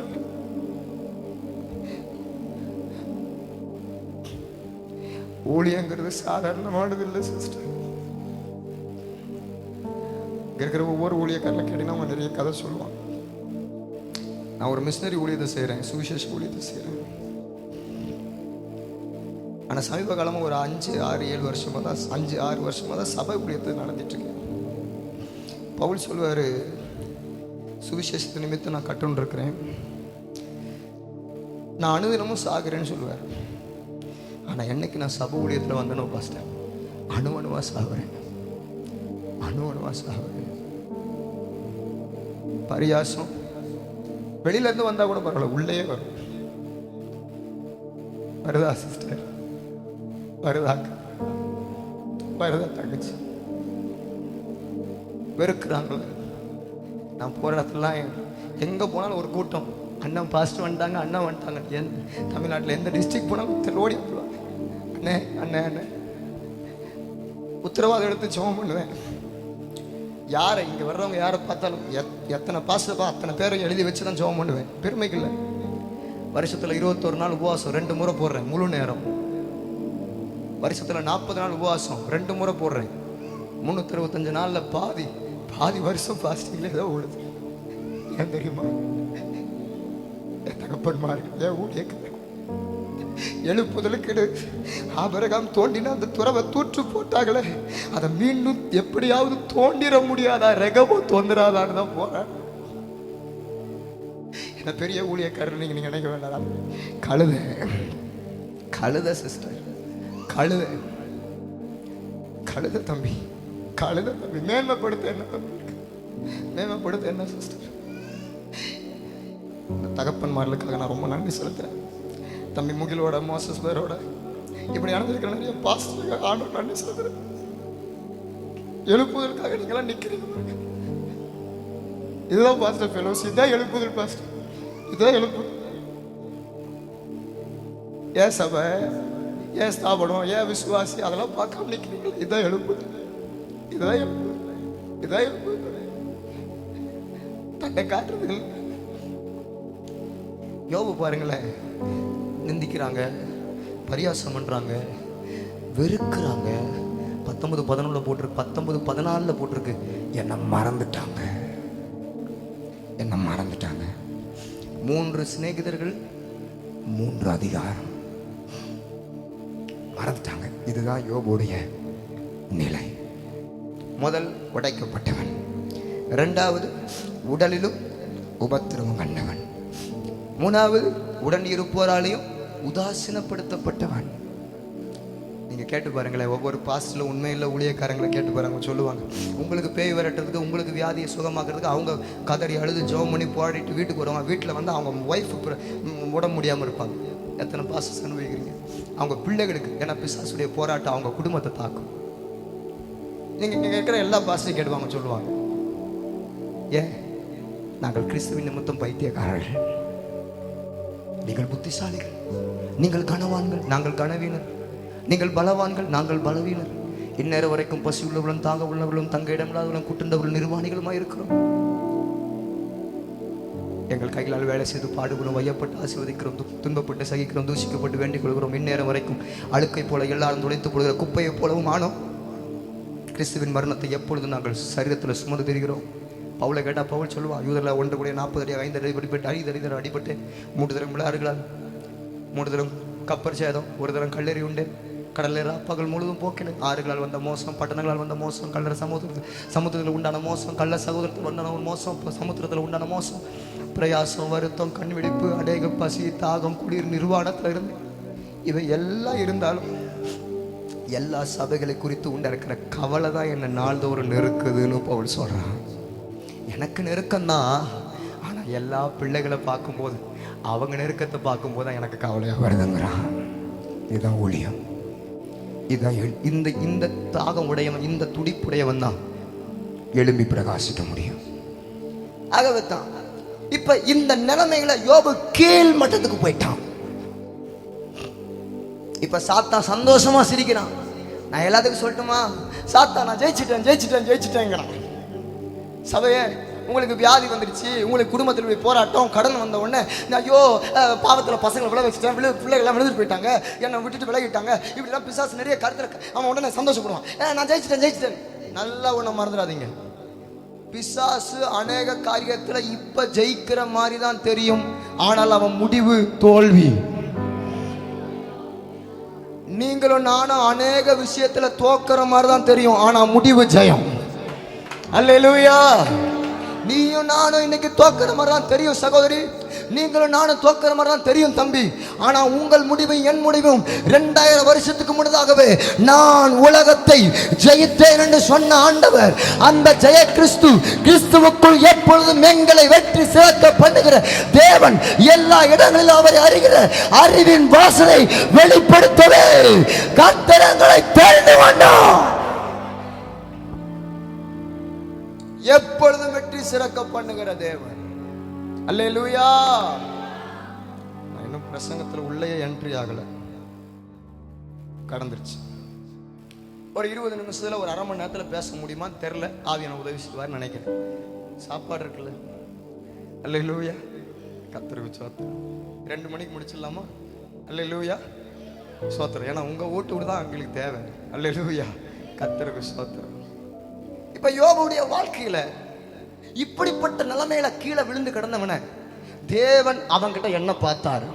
கர்த்தர் இந்த சாமிமலை எழுப்புதலுக்காக மாத்திரம் இல்லை, தஞ்சாவூர் எழுப்புதலுக்காகவும், தமிழ்நாட்டின் எழுப்புதலுக்காகவும், இந்திய தேசத்தின் எழுப்புதலுக்காகவும் கர்த்தர் நம்ம கிட்ட என்ன எதிர்பார்க்கிறார். அந்த 3 காரியத்தை வேக வேகமா பேசி, அந்த 3 காரியத்தை சபை, சாமிமலை மக்கள், இந்த கூடுகிற தேவ ஊழியர்கள், திருச்சபை பிள்ளைகள் எழும்ப ஆரம்பிச்சிட்டோம்னா கர்த்தர் இந்த சாமிமலையை மாத்திரம் இல்லை, இந்த தஞ்சாவூர் டிஸ்ட்ரிக்டை அசைக்க என் தேவன் வல்லவரா இருக்கிறார். ஒரு ஜெபம் பண்ணலாமா? இயேசுவின் நாமத்தினால இந்த சாமி மலைகளை ஒரு எழுப்புதல் அக்கினி இப்ப விழுவதாக. இந்த வார்த்தை எழும்பட்டும், இந்த வார்த்தை இறங்கட்டும். தஞ்சாவூர்ல தகப்பனே இயேசுவின் நாமத்துல ஒரு அக்கினி, இயேசுவின் நாமத்துல திருவையாறுல, உரத்த நாடுல ஒரு ஜெபம் பண்ணுங்க, ஜெபம் பண்ணுங்க. கர்த்தருடைய வல்லமை இப்ப இறங்கட்டும். இப்ப விளங்கிருச்சு பாஸ்டர், பிசாசு நிறைய காரியத்துல அவன் ஜெயிக்கிற மாதிரி தான் தெரியுது, ஆனா அவன் முடிவு தோல்வி, அவன் முடிவு தோல்வி. தேவன் என் வாழ்க்கையில ஜெய கிறிஸ்து முன் செல்லுகிறான், ஜெய கிறிஸ்து முன் செல்லுகிறான், ஜெய கிறிஸ்து முன் செல்லுகிறான், ஜெய கிறிஸ்து முன் செல்லுகிறான். தேவ மகிமை இந்த பட்டுக்கோட்டையில, இந்த கும்பகோணத்துல, பாபநாசத்துல, ஊதலூர்ல இயேசுவின் நாமத்துல தேவன் முன் செல்லுகிறார். ஓ திருவிடை மருதூர்ல தேவன் முன் செல்லுகிறார், பேரா ஊர்ல தேவன் முன் செல்லுகிறார், முன் செல்லுகிறார். மட்டன் காத்தரான் தாயா இயேசுவின் நாமத்தினால் அசைவு வருவதாக, அசைவு வருவதாக, அசைவு வருவதாக. கண்ணீரோட சொல்லாம அசைவு வருவதாக, அசைவு வருவதாக.